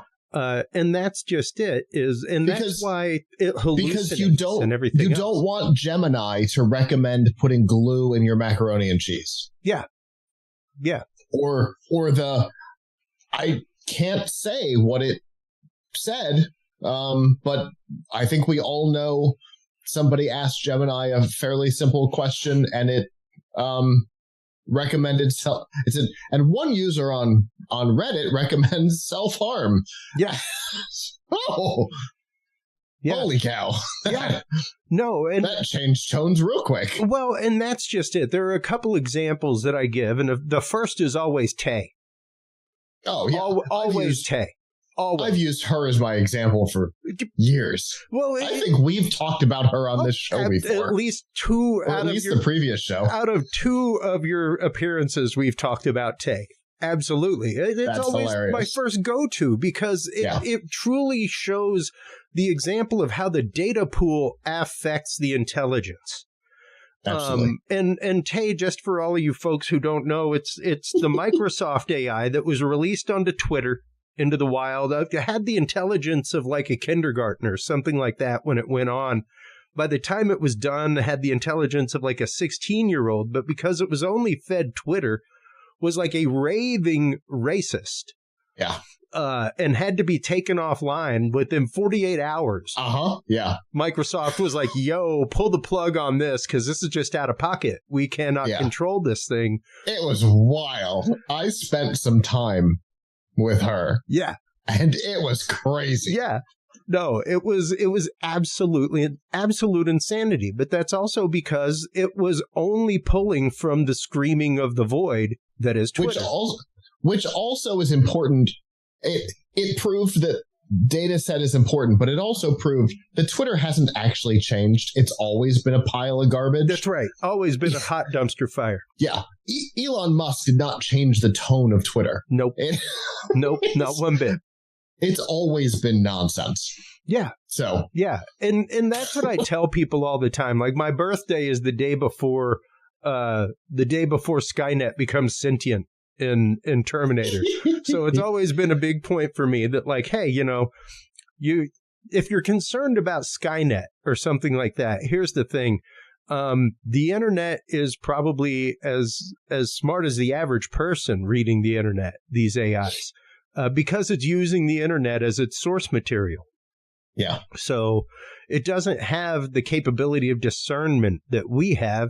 It just sees a greater number of this topic in this vein. So it assumes the fact that's correct. Right. You know? So Gemini is the example that I continue to use today. And the reason is because leading up to Gemini, Google had their ranking system. They had completely kind of undercut the way PageRank worked and instead replaced it with a system that was about authenticity and what else? Trust, and I can't remember. It was RATS or something. The acronym was really stupid. And then when Gemini comes along, it doesn't use any of that. Yeah. Google had this great system of ranking the validity. That's not a word. Validity. It is now. Coined. Trademark. The validity of information, whether or not it can and should be trusted. Yeah. And when they trained Gemini, they went, don't worry about any of that. Let's go to Reddit. Yeah. Yeah, exactly. And there's the articles from Cyber News about how it has a huge security problem, all kinds of things. And that's just... Well, I mean, it's a Google product. Of course there's a security problem. Yeah. There's always that. Well, and you know, that's the fact is, once again, the whole idea of being afraid of AI, even the idea of AI taking jobs, somebody's going to have to prompt the AI for it to do a job. One of the things that, like, okay, so I listen to a lot of people out there, and I'm going to use two people who work for the same company because I think their takes are hilarious. Ben Shapiro and Matt Walsh. They are on extreme opposite ends of this. Yeah. Ben Shapiro has proximity is the only word that's coming to mind. I don't know. I don't listen enough to remember the name of the sponsor. Has the one that has Comet as the browser. Perplexity. As a sponsor, and admits that, you know, just like the steam engine and the Industrial Revolution, yes, the economy is going to change, but it's not going to full on steal jobs. And then on the other side, you've got Matt Walsh, who's probably sleeping with a handgun under his bed in case something other than the alarm clock makes noise in the middle of the night. They've got very different takes on technology. Generally, I fall probably closer to Matt than to Ben because I work in technology and therefore I know not to trust it. But one of the spaces that even Ben says is going to be totally upended by AI is software engineering. And the thing I keep reminding people is the only way that works is if the client knows what they want, which they do not. Yeah. Most of the time. The client would have to be able... You and I were just talking about a project that you're currently on and shifting expectations. You don't get that option with AI. You don't get shifting expectations. You get a thing and then you either it works or it doesn't and you have to start from zero. Yeah. You don't get the idea of shifting expectations. Oh, can we move this button to the other side? No, you can't. You had to already know that that's what you wanted when you started this. Yeah. There's no way that the software engineering world is what is overtaken by AI. Yes. Yeah. AI can do some coding. It's garbage, by the way, just so everybody knows. What comes out is spectacular garbage. Our friend Marlo has been using it. And the first thing he asked me when I decided to go independent was, are you able to clean up the nonsense? Yeah. So could it get there someday? Maybe. But the way AI works is everything's new. Yep. So it's not on the horizon, guys. We're not looking at a full global restructuring of the way the world works. However, we are looking at some massive legal challenges. Yep. Yeah. Absolutely. And I called it on Dudes and Beer years and years ago when the first voice AI came out from Adobe. Mm-hmm. Where if you use 20 minutes of somebody's voice, I was like, this is going to change the movie industry, hands down. Because now if you have 20 minutes of a dead person's ADR, they're after filming, recording for voice overdubs, things like that. Like, you got tons of that sitting around. Yep. You know, so yeah, like Robert De Niro dies tomorrow, he could still be voicing over movies and being a narrator and stuff. And that's literally what led to part of the Hollywood writers' strike. Yep. Not but a few years ago. And then the video game voice actor strike. Yep, the video game voice actor strike. And it's what led to James Earl Jones selling the rights to his voice in perpetuity. Yeah. And being able to do it. Where it's like, yes, he can now be the voice of Darth Vader forever, and his family will get money. Yep. Like they could make Darth Vader Christmas commercials till the end of time, and still have the same voice of Darth Vader. Yeah. And with the Raw, they have the ability to train new ones as the technology gets better. Yeah. Yeah. But at the same token, right now you have fake videos of Michio Kaku saying that 3-Eye Atlas is a UFO. You have fake videos of Avi Loeb doing the same thing. You currently can't convince me that it's not. No. You know, so it's one of those, and of course my communities are just alight with, I mean, heck, over my shoulder is all of my AI art, you know, stuff like that.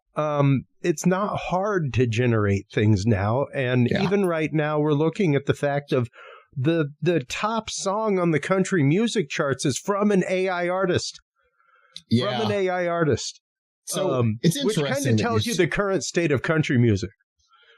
In and of itself. Completely imploded in on itself. Yeah. And it's garbage. Yeah. But so I'm not gonna use names, but I'll give you information after the show. But we'll dish. So there's somebody who is, let's say, tangentially connected to our circle here in Tampa, who has recently created a new Facebook and LinkedIn profile with an elongated version of his name. And he claims to be an American songwriter. And so what did I do? I immediately had to research. Out I went. Let's go find out what we're talking about. I've known you for many years. There's no evidence of this. And so I ended up on Spotify on his profile. And I get to the bottom and I read the bottom because I'm like, there's no way this isn't AI slop. And so I get to the bottom and it, about the artist, and it just spells out, yes, this is AI slop. So I go and I play the first track. I'll be damned if it's not the same voice as the one from the top of the top of the charts. He managed to use the same voice. Wow. Like, oh, I've heard this recently. That's really interesting. I hate all of this. Yeah, and when it comes to creation in that kind of way, because I use AI in my music, I use it because I write a lot of my stuff on Beat Machine, stuff like that. What I have is a stereo track. So yeah, I use AI to go in, and eMastered is a great program to be able to throw a track in, and it gives you constituent parts of, like, here's the kick drum, here's the bass line, stuff like that. Wicked cool. That is once again an accoutrement and a tool. It's not something that I am using for hard creation. Yes, in that kind it's of way. Different. There is an important difference between AI assistance and AI slop. Yeah, exactly. And there is the camp that worries about a lot of this stuff. I mean, even when it comes to digital identity, stuff like that, that's something that I bring up on the show regularly, Scott, is that we don't really have a definition of digital identity in this country. Yes. It's a huge mistake. Yeah. I mean, I know you may find the cookies annoying, folks, and opting into them, But the whole reason behind that is because the UK has declared the fact that the way you think on the internet, that unique way, is part of your digital fingerprint. Yeah. You know, so if somebody wants to know how you browse the internet, you need to give them permission to get that. We don't have that here. We just mass swap data while you're cruising sites from the US. So, yep. Yeah, and there's been a lot of concern about digital ID, stuff like that, because of these things, especially with AI. You know, yeah. So for me, it's so easy to clone somebody now. Sure. You know, we were talking about it earlier in a positive light, but there are negative ones as well. I'm just going to read this real quick. Go ahead. So-and-so fuses technologies developed by Suno, FL Studio, it's the only one I don't know, Ableton, NVIDIA, and others. Fruity Loops Studio is FL Studio. Oh, is that it? Yeah. Okay. Fruity Loops. Because I get stuck on Florida with FL. Yeah. Okay. So the guys that helped get what is now Audition started. Okay, fun. Yeah. Anyway, so with the world of AI, one of the things, so I teach a class on using AI for production. We've got a whole site with, references and guides and stuff like that. But one of the things I always say is, if you spend a lot of time online, especially you and I, right? You and I have thousands of hours of our voices out there. It's really easy to clone us. And if it's a class on production, these people are likely in that space as well. Sure. But even if you're not, even if you're just a teenager who posts to Instagram or TikTok too much, it's really easy to clone somebody's voice and then call your parents, because harvesting data is really easy. And their phone number was probably leaked in a data breach at some point. Yeah. And they can call as you and say, hey, I'm in Cancun and I'm stuck. I need $1,000. Or they can say, I've been kidnapped. And it sounds like you. Yeah. To the point where it's happening way too frequently. I'm following stories on this a lot. Yeah. And so, am I worried about Skynet? No. Am I worried about scammers? Yes. Absolutely. No. You and your family need to have a safe word. I know a couple of elderly gentlemen, let's just say, that have been taken advantage of recently, to the point of, and answering messages from people on social media who, of course, are not who they claim to be. They're AI generated. The conversation's AI generated. Yeah. And it comes to the point of a picture swap, and then the next thing is, well, now that we have that, we're gonna, if you don't share with us this amount of money, we're gonna share your information across the internet. Yeah. And I'm one of those. I'm like, call their bluff. Call their, I mean, what are you, like 74, man? Call their bluff. Yeah. Like nobody's going through that at 74, and the chances are, just like they're an AI bot, and they ain't going through anything like that unless you actively give them information. Right. And that's just it. We used to have that conversation with Arsham McCleskey here in town, who was the head of the UT Center for Identity and former Secret Service officer in the fraud department, about how to protect elderly parents. You have an elderly parent. I have two, and it's tough to protect. I mean, I didn't realize your father was still here. Yes. Yeah. I know my mother. Yeah. Personally. But yeah, no, that's still here. Okay. Yeah. And it's one of those, man, I've been taken advantage of. Like I have an avatar, just so you guys know, whenever you see Facebook on the screen, that's my avatar that I'm signed into, so that you don't actively see my personal friends list or my personal stuff, things like that. You don't So you don't want to get in trouble like somebody else in our industry did. Well, it's also the fact of I've gotten in trouble. I have the avatar because at like 4:30 in the morning, I woke up for a 6 a.m. shift and got an email one day. Facebook violation, this and that. And I was like, okay, whatever, dude. And I clicked the button. By the time I made it to breakfast, I got a text message from a buddy of mine who lived here in Austin who's like, hey, you been posting on Facebook this morning? I was like, no, not yet, which is pretty rare, even though it's like 5:30 a.m. Why? What's up? It's like, your profile's kicking out some pretty hardcore pornography. Oh, You should go check that out. So, yeah, I created probably more like you should go investigate. Yeah. So I I locked my account down. I immediately made a profile with a throwdown email that I have. And now one is connected to my personal email. The other is connected to the throwdown email. And I get tons of things, a Facebook violation for this video, Facebook violation for this, click the button. It's like, if it comes to that email, I know exactly what it's about. Yeah. Because only genuine Facebook comes to the other one. And that's really only your Meta verified has been paid.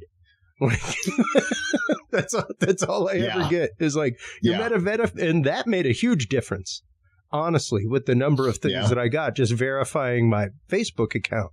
But yeah, that whole avatar of mine exists because it has direct control as an admin on all of my pages.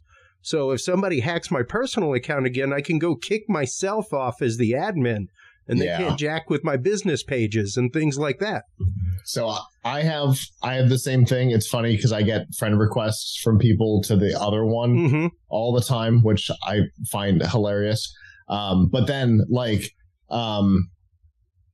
I think you've met Terry. Oh, yeah. So she and I are admins on all of each other's pages. Yeah. In case something goes weird, we're admins back and forth. So if she loses access to her page or her account for whatever I do, we've always got backups.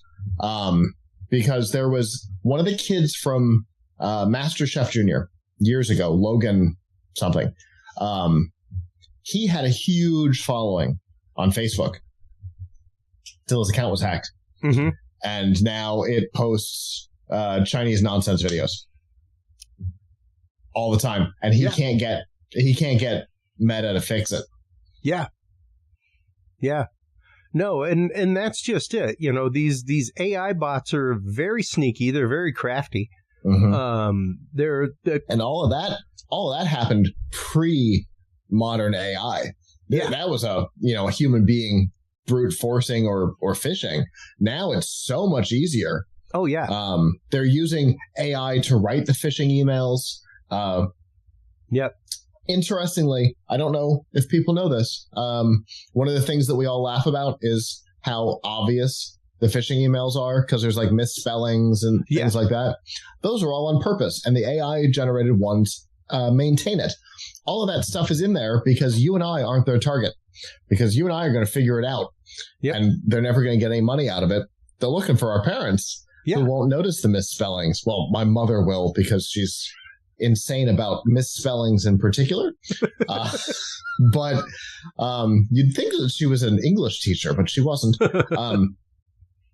But those are all in there on purpose, and the AI-generated ones maintain that because they don't want to waste their time with people like you and I who are going to spot it immediately. But it's getting more sophisticated because of AI. But there aren't just drawbacks. Yes, the first thing that happens with any new technology is scammers. It doesn't matter what it is. Scammers and porn. Depending on the technology. And numerous times, folks, believe it or not, the technology comes from the porn. Yes, both Blu-ray and VHS. GIF sequences. Yeah. That's how it started on the internet. was. But the reason that Beta and HD DVD both failed is neither one would license the technology for adult content. Yeah. Yeah, VHS completely took over the market, even though Beta had more lines of resolution, was better, all kinds Far of superior. Things. Yeah. Yeah. I mean, to the fact that it's even still used in broadcast today, DigiBeta. Yep. So, yeah, like still around, not a dead format, not one bit. Yep. So, and never succeeded in consumer. All technologies end up either in the hands of scammers or porn right off the bat. Yeah. And, you know, you go back to cryptocurrencies when those were new, even modernly, which I find really interesting. There's still a lot of crypto scams. We have a article about a series of them. I did a deep and semi-expensive dive into one of them in particular. Really? Which was... Yeah, I actually spent money on it. I like fell for the scam because I needed to understand how it worked. Yeah. And then wrote a whole big thing on it. And I'm married and I maintain a Tinder profile specifically to keep up to date on this particular scam. Because that's where it came across. Was through Tinder. Hey, what do you do for a living? Oh, I'm a software engineer. What do you do? Oh, I'm an interior decorator, but I dabble with, as soon as that comes out, it's nonsense. Don't fall for it. So it was this platform where if you invest right, you do this at the right time, you'll get gains and whatever. Yeah. And so, it wasn't a lot of money. It wasn't into 4 digits, but I did put money into it because I needed to understand the chain of custody and how it worked. And, if your friend says, okay, the good trading window is coming up. So when I tell you to hit go, okay, and you do, and it runs for however long. And then when it's done, it comes back and goes, oh, you had an 18% gain. Which is obviously nonsense. Anybody with half a brain looks at that and goes, well, if the cryptocurrency didn't move 18%, of course that's stupid. But that wasn't the point in the moment I was trying to learn. But if you then did it without your friend, you always lost money. Interesting. So you had to be there because your friend was the one that had done all the research and he knows when the thing and which... In reality, all it is on the back end, they're hitting a button saying now is a success. And when you hit go, the success comes through. Yeah. And if they haven't hit the button on the back, then it's not going to be a success so that you gain trust with the person. It was really interesting. It was a wild. And then once you've made your money and you want to extract it, they're like, oh, you have to have this much money in your account before you can take any money out. And you go, oh, well, that is idiotic. But it was a really interesting experience to go down this very deep rabbit hole. And now we're seeing those kinds of things come over from crypto. We're now seeing them come over to AI with the fake kidnappings. And your grandkid is in Cancun and needs money and all that stuff. It's all come over to AI, and they're also using it in your standard Nigerian scams. All of that stuff is also now being AI powered. But that shouldn't turn off the whole concept in the same way that we didn't turn it all off immediately with crypto. Yeah. Though the whole concept itself is a little scammy, but that's its own conversation. Well, and it took me a long time to key into crypto and the whole concept. It wasn't until I mined crypto, honestly, that I understood crypto and really got a much better understanding of blockchain and trust of it and trust of the technology. You're like, now I can't say that 5 years ago, 6 years ago, pre-pandemic, that I would have been a fan of a digital ID. where you could possibly vote with your ID, things like that. No. But if it's cryptoed and things are behind a blockchain wall and everything's blockchained, you're talking about a layer of security at that point that is honestly way more secure than your actual license in your pocket. So it's still digital. It is still digital. It's all still digital. Again, I'm the one that carries in case the coffee pot makes the wrong noise. Yeah. So the microwave beeps one too many times. Yeah. It's gone. Yeah. So I'm a terrible example, despite all that is around me. Yeah. No, and I get that. I have a physical kill switch for the LEDs in the wall. I don't trust nobody. Yeah. That was honestly one of the trippiest experiences I ever saw was at a white hat hacking conference at UT when I first moved here. It was in the beginning stages of like Bluetooth light bulbs, things like that. The beginning of IoT. You remember that buzzword? Like you're saying, AI is going away. That's totally gone. IoT is way gone. Like you don't hear about them IoT buzzword, the Internet of Things, because we just live in it now. Exactly. We just live in it. It's just a commonplace thing. The technology and the concept has found its way into the world, and now we don't need a stupid buzzword term for it. And that's just it. But I saw literally a guy like, hey, look, here's a Bluetooth controlled light, things like that. Awesome. And then he hacked into a home network with it. Yeah. That it was on. And it was like, oh, snap. Like he snatched right onto that and dialed right into a net computer that was on stage and started controlling it. And that was just mind numbing to me to see that like, wow. If it is connected, it is vulnerable. That's just the fact of it. And it's kind of like even the whole concept. There was a study done a while back that if you have purchased anything online since like 2009, you are fully compromised.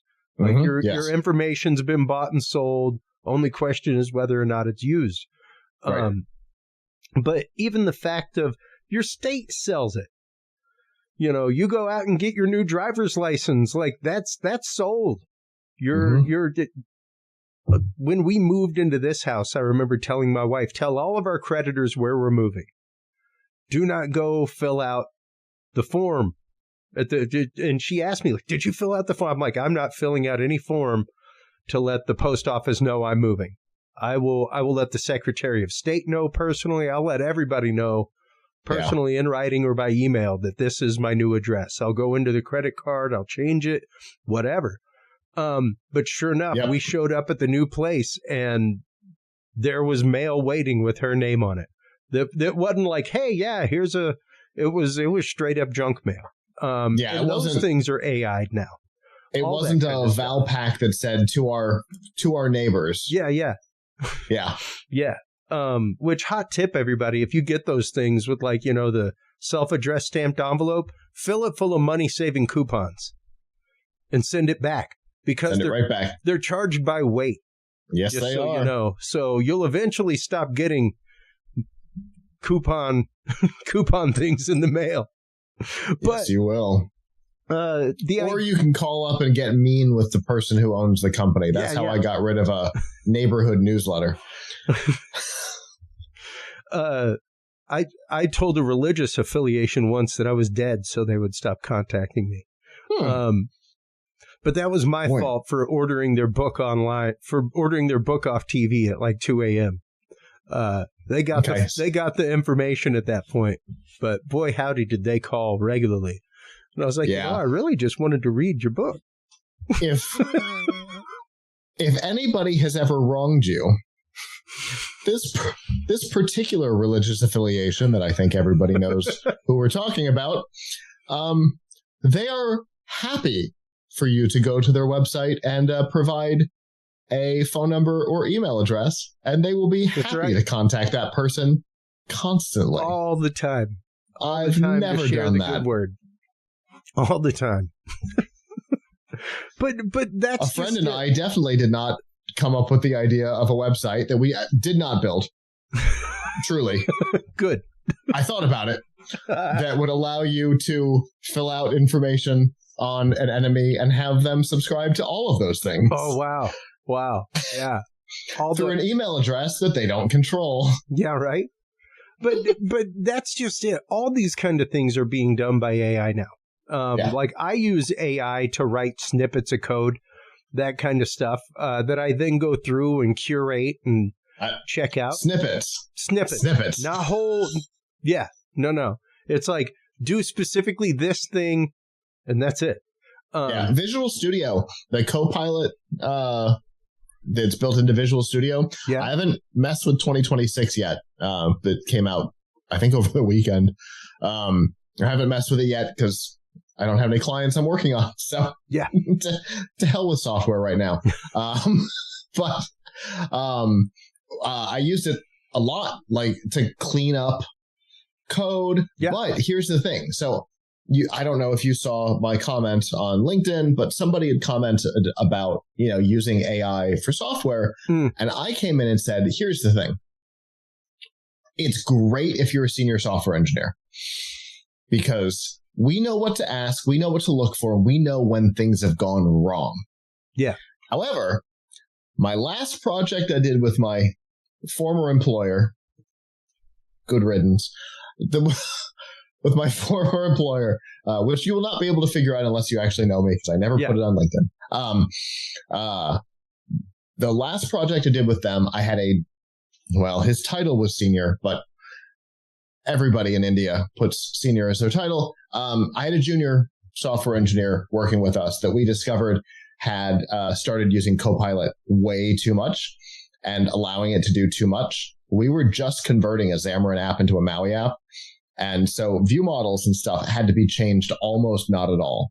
And yet what I was getting was complete reworks with comments. I'm like, oh, this pain is out there using Copilot to restructure the entire damn view model and introducing so many bugs. Yeah. On a project where theoretically we should have had no bugs. Because we were just converting Xamarin to Maui. Yes, there were going to be things where older paradigms had changed, whatever. But overall, there should not have been behavioral bugs. And I was getting nothing but behavioral bugs. And we didn't figure it out until it was too late. That's what he was doing and ruining my day. Yeah. Yeah. It's part of why I'm not with that company anymore. Well, because that was forced on me. And not only that, but also possibly causing some major back-end security issues, where should that account on that AI that he's using get hacked or anything like that, people now have access to source codes that he's writing with it. So the Copilot that's built into Visual Studio doesn't hold that in your account, fortunately. Doesn't hold conversation history. Yeah. Well, thank goodness. For exactly this reason. It's the only reason we were allowed to use it on client projects at all is because it doesn't hold a chat history that you or I could go into our account and see. Yeah. Thankfully. Interesting. I was not aware of that. Yeah. It's not like regular Copilot. It's not like the Copilot that's sitting on your taskbar right now. Yeah. Yeah. It's a very different Copilot from that. Back to our early conversation. Yeah. Very narrowly trained. Yeah. It's trained on wide information just to understand the language and the questions, but you can't ask it questions about the weather in Zambia today. Yeah. Right? It has no idea. It's not trained on any of that. It's just for the natural language processing part of it. Yep. So that you can ask, what's the best way for me to restructure this block? Yep. And it to know what it is. But as soon as the conversation is done, the conversation is done. Interesting. And it's all contextual. It's based on the file you have open and all kinds of stuff. It's actually really great and surprisingly secure for something out of Microsoft. Yeah. Well, and one of my favorite AIs that I liked it so much that I actively bought a lifetime subscription to it. I don't know if they're still offering the deal that they were, but it was like $300 for lifetime. And I was like, absolutely, because I'm going to use this all the damn time. SciSummary. I talk about it all I am not an affiliate of SciSummary, folks. It just has a warm, beautiful place in my heart. Because, literally, it is exactly what we're talking about, where it is a controlled data pool. As you can see there, it only summarizes what you give it. So you could give it a series of URLs. Let's say the example I give all the time is if I was doing a scholarly research paper or speech on liver disease, I could feed it 20 studies on liver disease and 15 articles from various trusted URLs. And have it give me a 1,500 word summary and 10 bullet points. And it only draws from the data pool that you've provided it. It doesn't go anywhere else. It doesn't look across the internet. It's firewalled to what you provide it. So even as somebody, it's trained wide for language and trained narrow for context. Yeah, and even the fact of one of my favorite things about it is I can take a PDF of an ebook that somebody sends me as a guest, and I can throw it in. I'll still read the first 100 pages like I always do, but I can have it summarize that into 500 words with 10 bullet points. Yeah. Things like that, where it's like, boom, and it's only drawing from that document. So I use a tool. We actually used it for CES this year. Mm-hmm. I might be an affiliate, but that's okay. If you have an affiliate code and you trust it, man, I trust you. Feel free to put that affiliate code out there. We'll pop it up on screen, brother. I actually do. So it's a company called Swell, swellai.com, and you can use Plughitz as the code. I can send you my resource document too, for later. You can feed it. So this is the same thing. It's trained wide for language and narrow for context. It's trained on you, on individual media files. The only context of the world that it understands is the transcript of the media file you give it. So this is how I survived CES this year. Oh my God, man. Yeah. Being able to give it a 5-minute, 10-minute interview with somebody and it culls all that data for you? Yes. And it's incredible. So it builds the transcript, which first and foremost for content creators, awesome. Yeah. Having a transcript, and it's so much better. I've used other platforms. I'm a big fan of Otter, right? Same. I love my Otter AI. This is so much better. This does such a better job at building the transcription than Otter does, and it gives you more options for exporting it, so you can actually use it for television if you wanted, which is pretty cool. So you can have it do proper closed captioning for TV. You get SRT and everything out of it. It's incredible. That's huge, especially for content creators that are putting out movies, film, that kind of stuff, because trying to get an actual closed caption file is hell on wheels, man. Insane. It ain't fun. So I feel like Otter gets you to about the 92 to 95% mark. Yeah. I feel like Swell gets me to the 98. Wow. And if that was all I got out of it, rock on. But it's not what I get out of it. I also get suggestions for titles. Yep. Based on platform, though. So it'll give me the body that I should put on for YouTube and Facebook and LinkedIn, and they're different. Nice. It'll give you a Twitter post if you're a whatever they call it, premium member. Yeah. Or it'll give you a thread if you're not. Wow. And every individual post is optimized in the moment for what will get traction if you post it right now. And, that's one of the things that I love about Opus Clip. I'm a huge fan of Opus Clip. So this does that too. Oh, this has that built in as well. It'll give you clips. Wow. This is cool, man. It'll write full articles. I saw based on the transcript and based only on the transcript. You can have it go wide and say, okay, so this particular interview is about monsteroluminescence.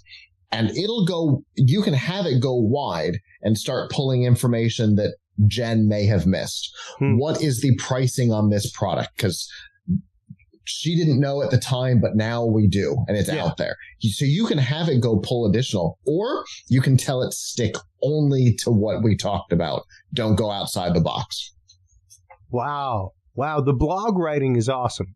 I like that. And they're so good, dude. Wow.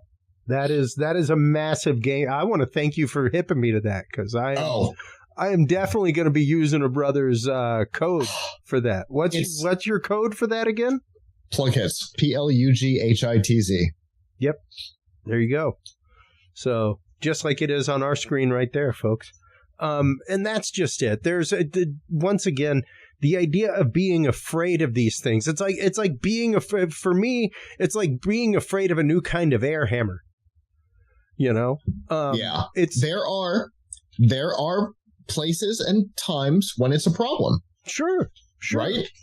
I don't think that we should be turning over nuclear codes to AI. Nope. Absolutely not. Don't think we should. But I also don't think Nike should be trusting their server security to AI either. You know, Not that they aren't. If you're out there holding Nike stock, just so you know, I don't want them to tank overnight because Chris Jordan's saying that they're using AI for their security. They aren't. Yeah, that's not a real life example. Just giving it a hypothetical example, but things like that, yes, we should rein things in. Is the next singularity coming in the next 10 years? No, I don't think we're up against that. I don't think it's going to become sentient. As we talked about in our interview last week, I don't think it's going to become a remote viewer at any point. Might it be used?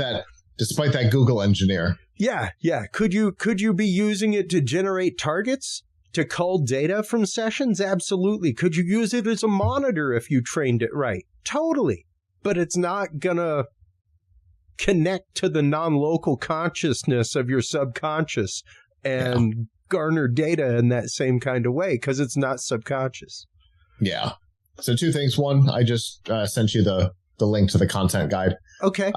This is what we use for our class that we do once a quarter here in Tampa.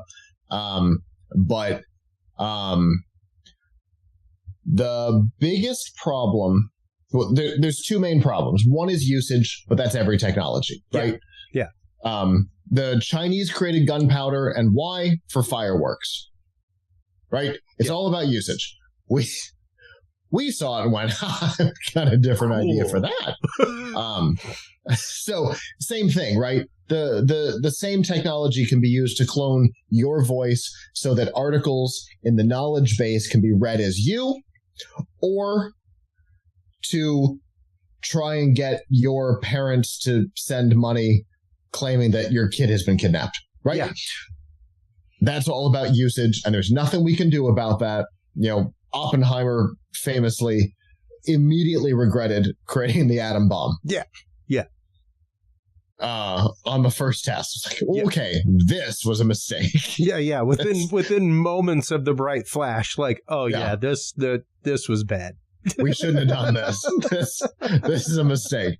But it's all about usage, because we can also power entire countries off of the same exact concept. That's right. On the other hand, there's training, right? And that's the other big thing here. When things like OpenAI are trying to steal the entirety of the internet. Yeah. And allowing for copyright infringement based on that. Yep. Now we're into trouble, right? Yeah. Because there's this interesting, in the US, there's this really interesting Supreme Court case that's already on this topic not about training AI, but on scraping data. There's two cases, and they're conflicting. There was the case that made it from about LinkedIn. Microsoft had sued somebody who was scraping data off of LinkedIn, and the decision was if it's public, if it's posted publicly, it can be scraped. And if it's posted privately, it cannot. Yeah. But then Meta sued a company who was scraping location data off of Instagram posts and creating heat maps or something. I don't remember exactly what it was. I have articles on both of them, but they're in the past far enough that it's not on the top of my mind.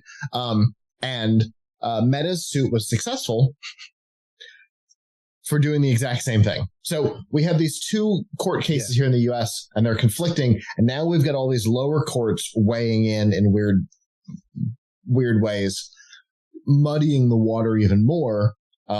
Interestingly, Sarah Silverman may be the one who actually gets a precedent on AI training, because she's part of a lawsuit against, I think, OpenAI, actually. Yeah. ChatGPT is capable of summarizing her book, but her book has never been made publicly accessible. Yeah. And yet it read it somehow. So we're going to find out how OpenAI is training its system at the very least, based on discovery on this case. Yeah. In the same way that we learned all kinds of things about Steam because of the epic Apple-Google Supreme Court case. We learned all kinds of weird stuff about how Steam works, which, whatever. But we're going to at least learn how OpenAI trains based on discovery in this case. But my guess is it's going to be precedent. There's no way this doesn't go to the Supreme Court. Yeah. If Congress doesn't act ahead of time, there's no way this case doesn't go to the Supreme Court, because you got Simon & Schuster involved in this. Yeah. No way we don't get a precedent out of this. But hopefully we need to be dealing with ownership. Yeah. Properly. Well, dealing with ownership. And Midjourney went through stuff. I love my Midjourney, and I pay for my Midjourney level so that I have rights to use all my images and nobody else can use them. Now, could they use my prompt to train things for other stuff? Absolutely. That's their right to use my prompt, in that kind of way. But they can't use my art. And that's different, and that's cool. But they were definitely involved in a case with Disney for allowing Disney properties and the likeness of them to be used. Now, granted, folks, just so you're aware, Disney properties put out it was a huge thing in the comic book world, because they put out a thing saying that, they would be suing for copyright infringement for fan art. Because there's a good grip of people out there on artist rows at Comic-Cons that may make a good amount of money, like doing likenesses of Mickey Mouse or Donald Duck, what have you, that kind of stuff, putting them in like Pulp Fiction, that kind of thing. But you're talking about an intellectual property, and good on them for getting the wrangle on that, is what I say. Because if you're out there doing that, then you are actually making your living off somebody else's art.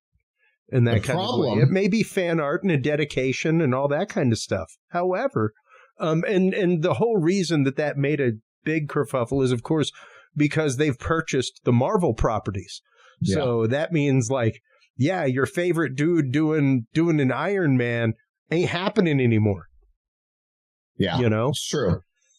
But when it comes to AI, so one of the things that we talk about in the production class is that if you don't know how it's been trained, you don't know if you are opening yourself up to liability. Yeah. Because there are people who have been sued not knowing that what something like Midjourney has created is similar to or in the style of we'll use the Studio Ghibli. Yeah. Which was a trend 6 months ago? Yep. Time is weird. I think it was 6 months ago. Close to it. But they were one of them that opened up suit as well. because their stuff is not available for training on. Yeah. So how does ChatGPT know what the style is? Yeah. Right? So that created all kinds of problems. And if you had created something and it had used this, and you aren't an anime person, and it had created an image that was in the Studio Ghibli style, you're still legally liable. That's right. Uh-oh. You prompted it. And you said Studio Ghibli style. No, even if you didn't. Oh. Even if you didn't. But the thing that you asked for, ChatGPT decided that was the style that was going to come out. Gotcha. Yeah. You're still legally liable for the copyright infringement, even though you didn't know it happened, because ignorance is not a defense. Yeah. Yeah. Uh-oh. And you know, once again, it brings up a whole noodle bowl full of noodles to think about, and the way that these things cross over. Because see, now I have to have ramen tonight. Thank you. Continue. Because it's just the fact of, yes, it is part of your intellectual property. Even the way that you think is part of your intellectual property. So, and you're responsible for that. So yeah, you know, your search history, things like that, and there's numerous case points that have happened from stuff like that, where like you are responsible for your search history. They use that kind of stuff to convict people all the time. So, and the Charlie Kirk assassin. Yeah. For example. Yeah. No, exactly. And the whole idea of AI being used for nefarious purposes. Once again, it's something that you're not going to get the good without the bad.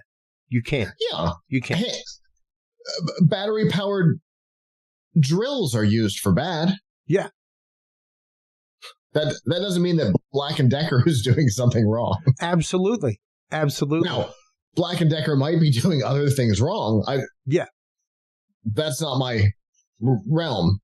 But that's that guy on Instagram who looks like he's 11 years old but has a master's degree in cybersecurity. Yeah, that's his realm. He's the one that knows if Black & Decker is doing something weird. But in the case of a handheld drill, can it be used to break into a bank? Well, sure. Is that what it's for? No. The example of extreme things like that I give all the time is post-Boston bombing. Williams-Sonoma removing pressure cookers from their catalog. Like, we will no longer sell pressure cookers. It's like, whoa, wow. That's only been around since, like, early 1900s. Yeah. Is this some sort of an admission device from you? Yeah, exactly. Where it's like, what is that about? That's like Sears saying, I'm not going to sell a hammer anymore. Right. Or... well, in fairness, they did sell Craftsman, so, They did. I don't even know if Sears is around anymore. But the only thing that is Sears Craftsman stores. Okay. The Sears hardware is the only thing that's still around because of Craftsman. So, which they don't own anymore. Yeah. They don't own Craftsman or Kenmore anymore. Yeah. So it's that example of how do you use the tool? Right. Is the point here. And the fact of you don't have to fear AI in that greater sense. You don't have to fear it taking over the world. You don't have to fear it becoming uber intelligent overnight. Just for the prime example of a Turing test, I guarantee you that a Turing test is way different than it was 40 years ago, man. Just once again, refer back to our conversation about elderly people being taken in by AI bots on Facebook. Okay. Yeah. The average Turing test as to whether or not somebody's a human. Yeah.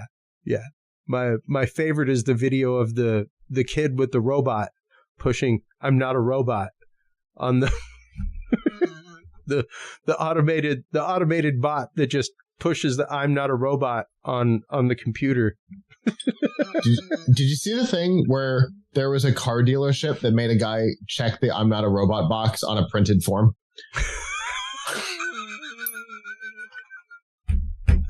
That's my jam.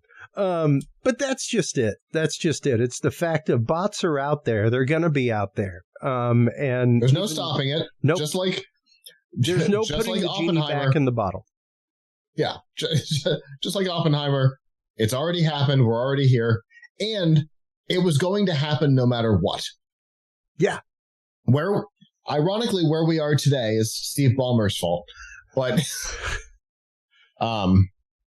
well, and that might sound like a joke, but it's not. Modern AI is entirely because of Steve Ballmer. But if he hadn't said inside of Microsoft, hey, I think we're thinking about AI wrong. What if we think about it like this? If he hadn't done that, somebody would have somewhere. Yeah. Yes, we're here technically because of Ballmer. We are here technically because of Steve Jobs, but yeah. We're not. If he hadn't come up with the horrible all glass brick, somebody else would have convinced us the buttons were bad. You know, the example I give all the time is think NASA for all of that, for all of our miniaturization and everything. It's how do we get it to space? Sure. How do we get it up there? And the whole rocket equation of every pound of payload takes 2 pounds of fuel, and that includes the 2 pounds of fuel in the payload. Indeed. So yeah, it's that metric rocket equation of like we want to get a 3,000 pound capsule up to space. It's gonna take a metric more than a ton of fuel to do it. Plus the weight of the rocket that holds the fuel, which means more fuel, which means more rocket. And the growing size of the fuel tank. Exactly. To hold the, Yeah. And that's just it. That's what we're up against with AI. The fact of like, in order to do more AI and better AI, we need bigger data centers. You know, we now see finally aqua cooled where China and Japan are dropping them out in the ocean to cool them. Things like that, where it's just constant cooling of the chips. In fairness, Microsoft has had an underwater data center for years. They have. And they repurposed it to Copilot. And the beautiful example that I give all the time is especially the Microsoft Research AI. It happened when Todd and I were on air at CES. We talked about it last time because I want to say it was within 24 hours that their research AI found 10,000 organic compounds that could replace lithium batteries. Yeah. It was like a decade worth of hard lab research that it did within one day. We had somebody on at CES 2020, which was in person. It's the last in-person thing. Yeah. I think it was 2020. They had an early AI that was trained specifically to look for medical compounds. And so it was able to come up with the idea of a molecule, run statistical tests against it, and then spit out whether or not this was worth exploring as a medicine. Wow. Really cool. Yeah. Interestingly, you said we've got more data centers coming. Data centers are the new nuclear power plants. Yep. There's an article. Oh, I don't think I've told you. What? We may have talked about this on a previous show that didn't exist yet. So years ago, I had signed up for one of the tellies, which Kirk and I had learned about during an episode. Okay. On GNC Weekly, he used to do a WTF topic at the end. He'd never tell me what it was. And it was a free television, a free 50-something inch 4K television. It had a second screen at the bottom that would have a little ad in the corner, but it also had news and sports and all kinds of things. All right. While he was talking, I signed up for it. It finally showed up last Christmas. Cool. Several years later, it finally showed up. And so I get news articles from like TechCrunch and Wired and stuff. And one of the things that has shown up over the past week, certainly the weekend, the headline is the data center resistance has arrived. I think it's from Wired. and it's a really interesting article. Huh. Data centers are the new nuclear power plants. People are protesting in the streets when they pitch a new data center.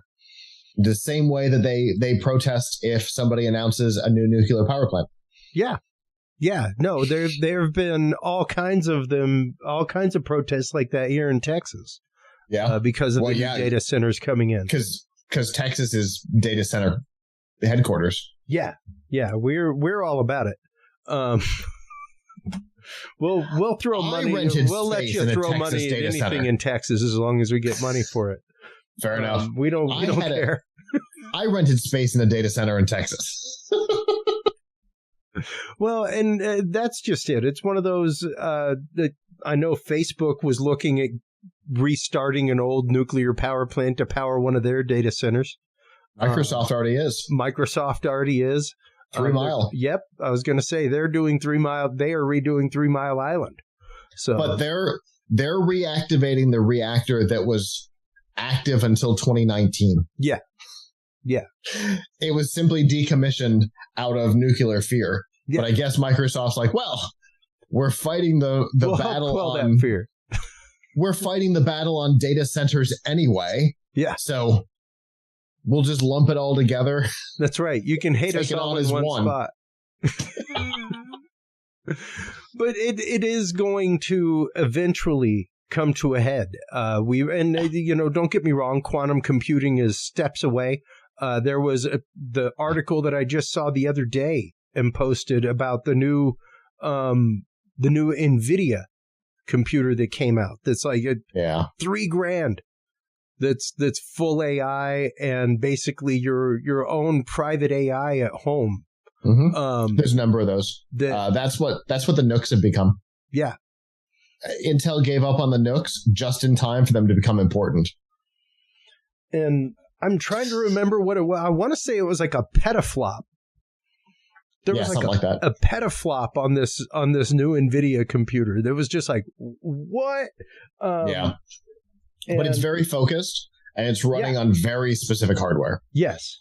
It's running on very specific architecture, all kinds of things. A DGX Spark is what it is. It is a sexy little machine. I'm all about it. Let's see. There it is. So, yeah, it's a pretty little thing and only costs like $4,000. And when you think about that, and I know it sounds unreachable, folks, like $4,000. Feel free to go out and buy a Mac. I was going to say, feel free to hop out, buy yourself a Mac laptop that's just general walk out the door. You're going to be spending $3,000. Your iPhone is $3,000. Smooth. So the fact that you have a dedicated AI power in that kind of way, like petaflop of data at your disposal, that's just massive. I'd have to do that. What is that? That's 100,000 terabytes. Is that right? A petaflop? No, 1,000. 1,000. That's still a lot. Yeah. For the average user, and the idea that you can use this for your own AI generative purposes, you can use it for image generation, video generation, things like that.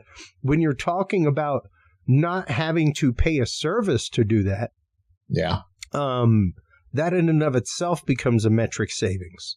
Yeah, because the thing that we look at AI right now, ChatGPT has a free version. Copilot for most people is free because most people have at least one paid Microsoft account either through their office or whatever. Yeah. I have far too many. Same.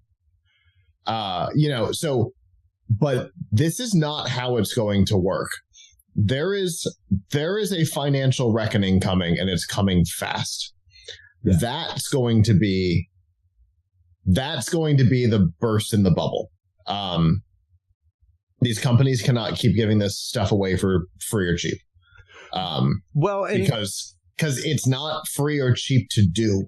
Everybody's losing money right now. And in the same way that the early 3D televisions or the MetaQuest 2 is way less expensive than the 3. Yeah. Right? Once the bubble bursts, so will the price. Well, and it's the same thing that we've talked about so many times with our friend Todd before his passing when it came to podcasting, which is be careful where you send your listeners. Be careful where you put your stuff. Beware of anything that is free. If it's free, you're giving away SEO that's valuable and is your footprint on the internet. And you're just giving it to a company that good luck ever defeating them the day that you decide to take it seriously and own your SEO. Yeah. But in addition to that, you're subjecting your listeners to having their data taken by a free platform. Yep. Because if the platform is free, you are the product. That's right. That's right. You, your opinion, what you do on that platform, everything else is the product. And that was something that was just brought about. There was a huge, massive uprising with creators. And I'm trying to remember who it was that came out and said, it was a file sharing service that was like, we have right to generatively AI anything that's transferred on it. It was WeTransfer. Come to think of it, just recently. That makes sense. And that was WeTransfer is used all across the entertainment industry, as a work bucket, where it's like, let's swap our files. Let's do this. We can work on files in real time and transfer them back and forth in large file format. All kinds of things.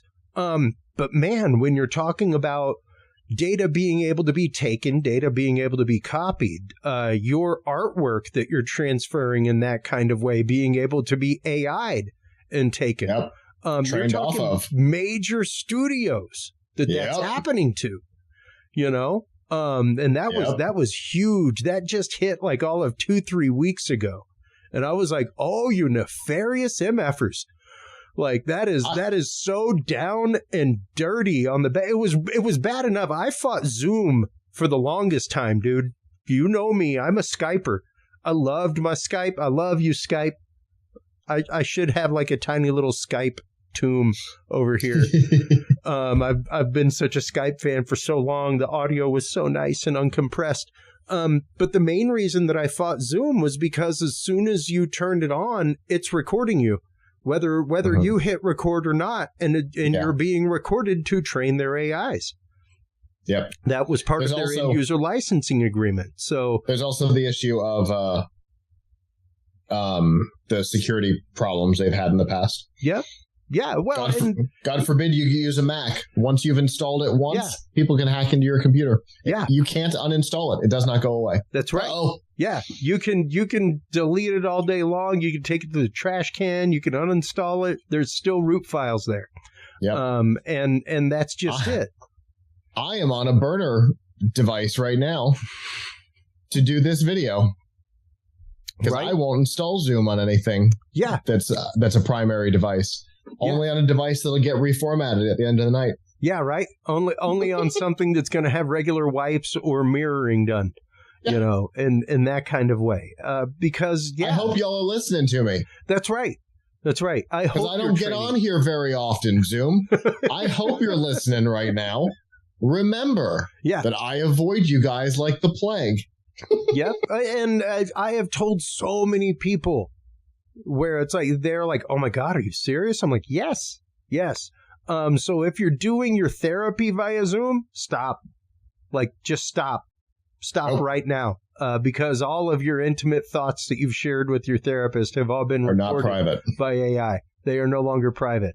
So those are some of the worrisome things when it comes to AI, is that privacy violation. That idea of, yes, your conversations have been listened to by AI on the phone since like the 60s and 70s, folks. Just so you know, that's how they had those mysterious systems back in the day of like, you talk about shooting the president on the phone and the Secret Service is alerted. They weren't tapping your phone necessarily, but they were definitely listening for hot words. Yep. And there were whole banks of machines doing that under military bases, things like that. So these AIs have been out in the wild for a long time for various uses. They've only just hit our uses. There's a particular individual who is currently and has been for a while hiding in a Russian embassy for exposing one of the more recent iterations of this technology. That's right. Exactly. Good old Ed Snowden. He is a dream interview. I would love to interview him, but I know that IPs would be immediately traced if that were if that were the case. But yeah, to that point of the fact of it was every phone, every email, like international and domestic. So it was all encompassing, and it was not hard for them to do because of the IoT, the Internet of Things, the connectivity. You know, it was revealed in 2012 by the head of Samsung that, yes, your TV is listening to you. Oh, I remember that one. That's how we push programmatic advertising to you over streaming services and over localized TV. Yep. You know, there was the ad platform a year and a half ago that claimed that made the public claim that Meta has been listening on your phone the whole time. And Meta says, we've never done that. Yeah. First of all, of course they are. Yeah. Otherwise, you have no need for access to my microphone. Right. Unless I'm using the app that's using the microphone. They have lower level access than that. Oh, yeah. Yeah. Absolutely. They have access direct from Apple to APIs that you and I don't have access to. There's one they don't have to ask permission for what they're up to. Oh, yeah. But Meta says that this ad agency is a liar. Yeah.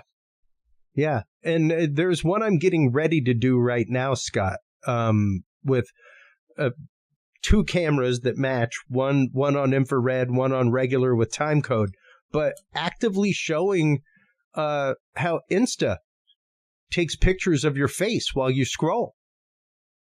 And buddy, it's creepy to see.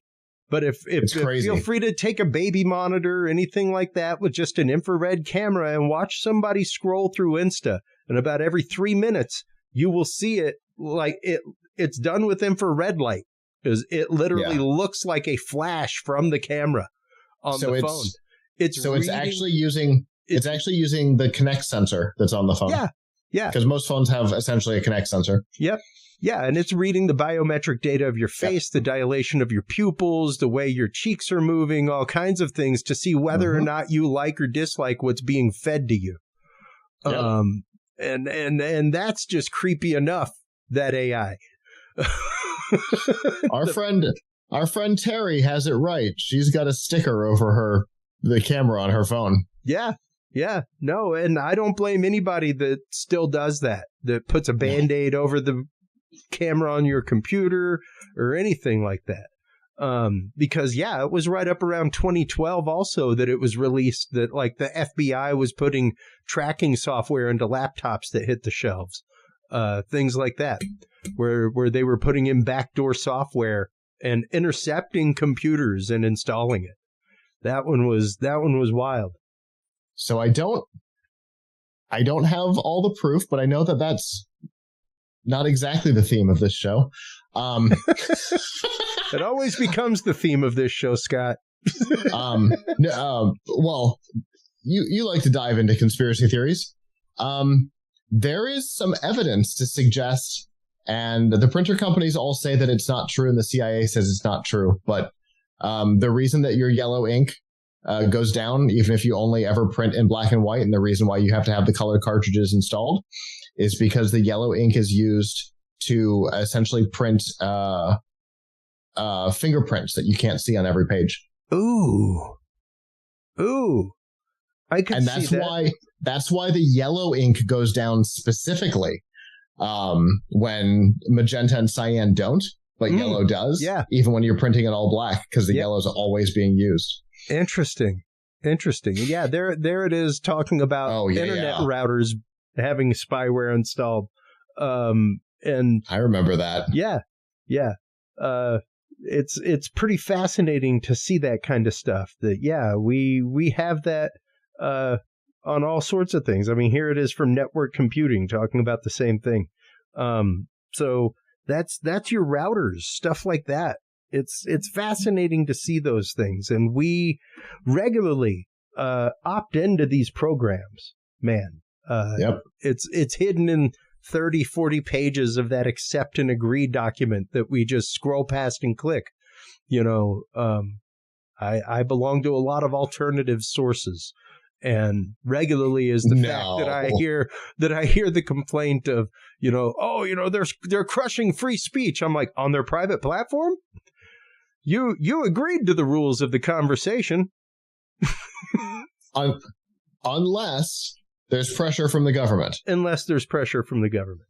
That's the difference. Yep. It's private real estate. Yeah. I can kick you off. You cannot come protest in my driveway. Yep. That's right. You can do it on the sidewalk, but you cannot protest in my driveway. Do it on the city easement. Exactly. Just you can do the that. Fire hydrant. Although, in fairness, I think in Florida you have to be on the road in a residential area. So it was a response to a particular religious organization. Yeah. And that's just it. There are numerous AIs that do that kind of stuff. There are numerous AIs that bring these things about.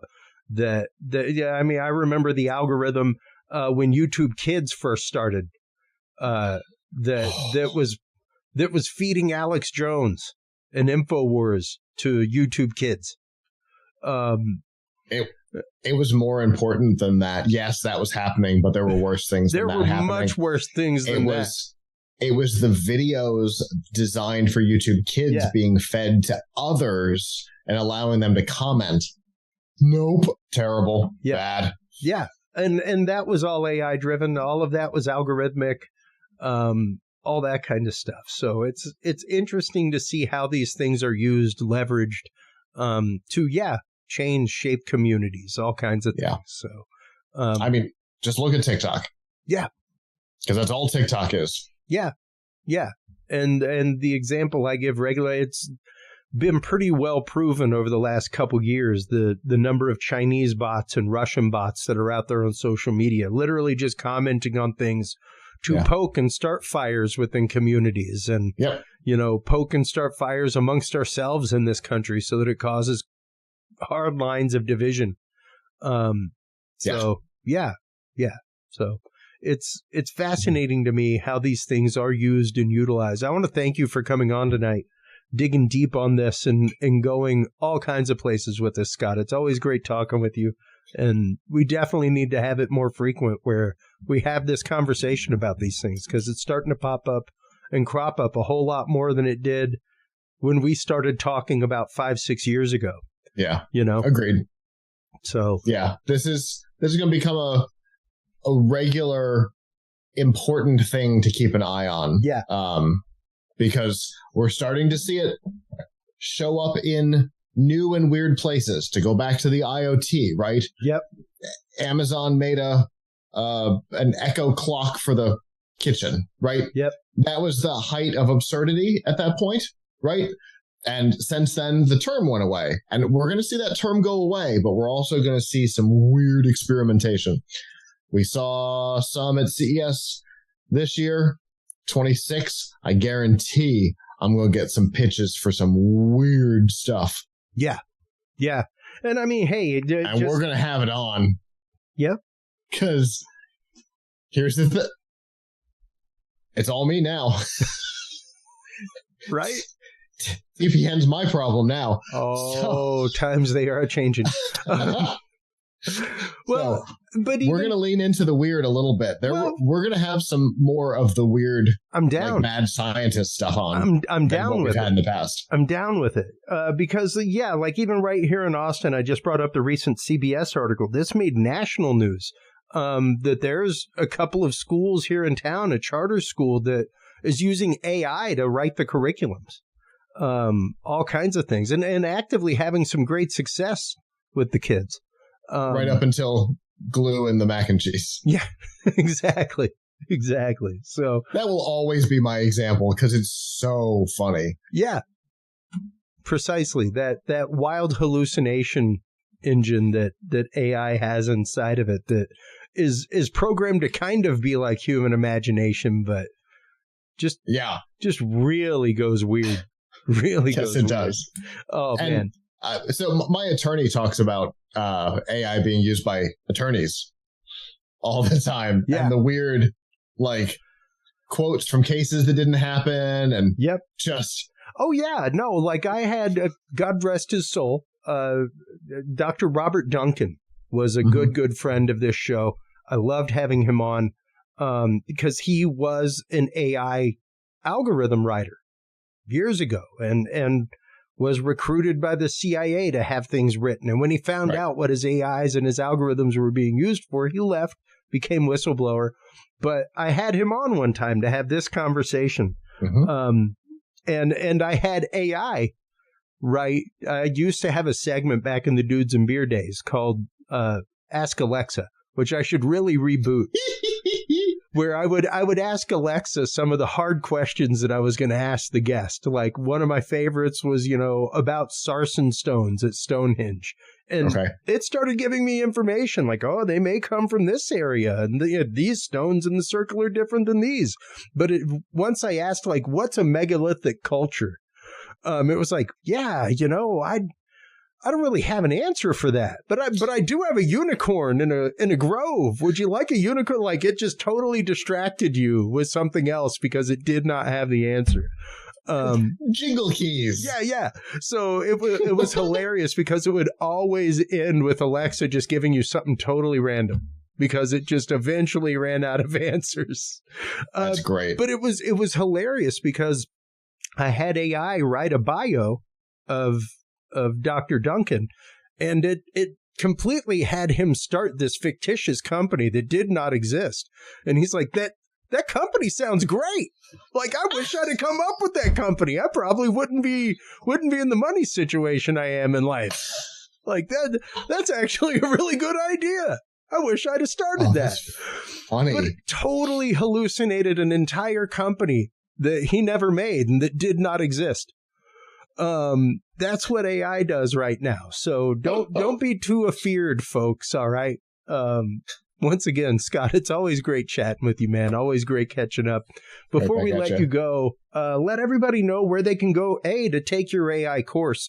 I know it just passed, but I'm sure you have another one coming up, where they can go to keep up with everything that is Plughitz and F5 Live and everything. Sure. So, interestingly, since the hurricanes last year, F5 Live has been on and off on hiatus. Okay. Because my parents were affected by it, and we've been trying to get them back into their home. They're back in their home now. So good. And then as soon as I was ready for that, Avram changed jobs. So F5 Live's been on a little bit of a hiatus. It will be back soon, as soon as the upgrade in here is done. But for that, that's a weekly tech show. Avram Pilch, who is now the U.S. editor for The Register. Oh, wow. And I talk about the tech news of the week. I imagine his segment will be very different now that he's at the Register. That will be Sunday nights at 9 p.m. Eastern. You can go to f5live.tv/join us. You can read all of our articles, our other shows. We've got a bunch of stuff coming right now. Unboxings. There used to be a giant stack of things to my left that is not there. So I just filmed a ton of unboxing videos, I think, last night. And those are all available at plughitslive.com. We have a new series that will be coming sometime at the beginning of next year. We've filmed a pilot for it. Haven't announced it yet. That's as much information as you get. But beginning of next year, that series will be coming out. It's going to be a lot of fun. That'll also be at plughitslive.com. And you can follow me at TTTMABO on most social media or search for my name. Both of them will find me. Fantastic. Man, thank you so much as always. It's great catching up. Great talking with you. Always a fun conversation. Hold the line real quick while we close things out with the audience for this segment. I forgot one last thing. Go ahead. CES 2026 is the first full week of January. We will be live with the Tech Podcast Network, as we are every year, from Las Vegas. And you'll be able to see that at techpodcasts.com or at plughitz.live.com. And I cannot recommend that coverage enough, folks. If you are a gadget person like me, if you're a technology person like me, tune into that coverage, man. It is like 4 or 5 days of just steady, all day long, 8 hours a day. Every 10, 15 minutes, new people coming in with new devices, new technology, new concepts and how to utilize this technology. It's absolutely awesome. And on average, 125 guests. Wow.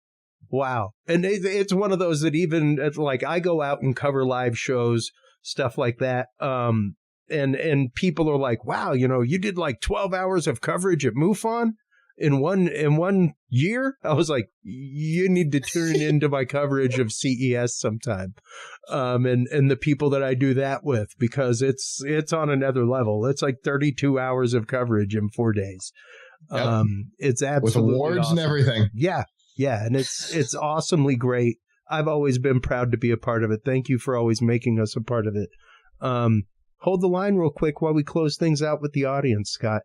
While you are online, checking out everything from PlughhitzLive.com and Scott Ertz, as well as their CES coverage, everybody. Make sure to stop on by Curious Realm. CuriousRealm.com is where you can like, follow, subscribe. If you go to the videos page, that's actively where you can see our coverage from the CES live stuff. You can find links to the TPN coverage there as well. You can also find your link to curiousresearch.org. That's where you can find all kinds of amazing free tools for your paranormal research, things like that. There's all kinds of great links there that'll take you to things to help you visualize the audio that you've captured, help you forensically examine photographs. All kinds of things. All those tools are free. Stop on by. Check that out. Thank you so much, everybody, for your time tonight. Thank you for your open hearts, your open minds. That is what makes the conversation. And without the conversation, humanity does not march forward. So remember, take care of yourselves, take care of each other, and stay curious. We'll talk to you soon. Bye-bye. Thank you for tuning into this episode of The Curious Realm. Stay tuned for more guests, forbidden topics, and hidden truths. Follow us on social media by searching Curious Realm. To download the official Curious Realm app and view the Knowledge Vault, or become a sponsor of Curious Realm, visit our website at curiousrealm.com. Curious Realm is available on your favorite podcast and video services, curiousrealm.com, as well as KGRA Radio, APR TV, and the official Curious Realm app for Roku devices. Curious Realm is a proud member of the Ground Zero Media family of podcasts. For more shows and members-only content, visit groundzeroplus.com today. Thanks for listening. Stay curious, and remember, the other side is always watching.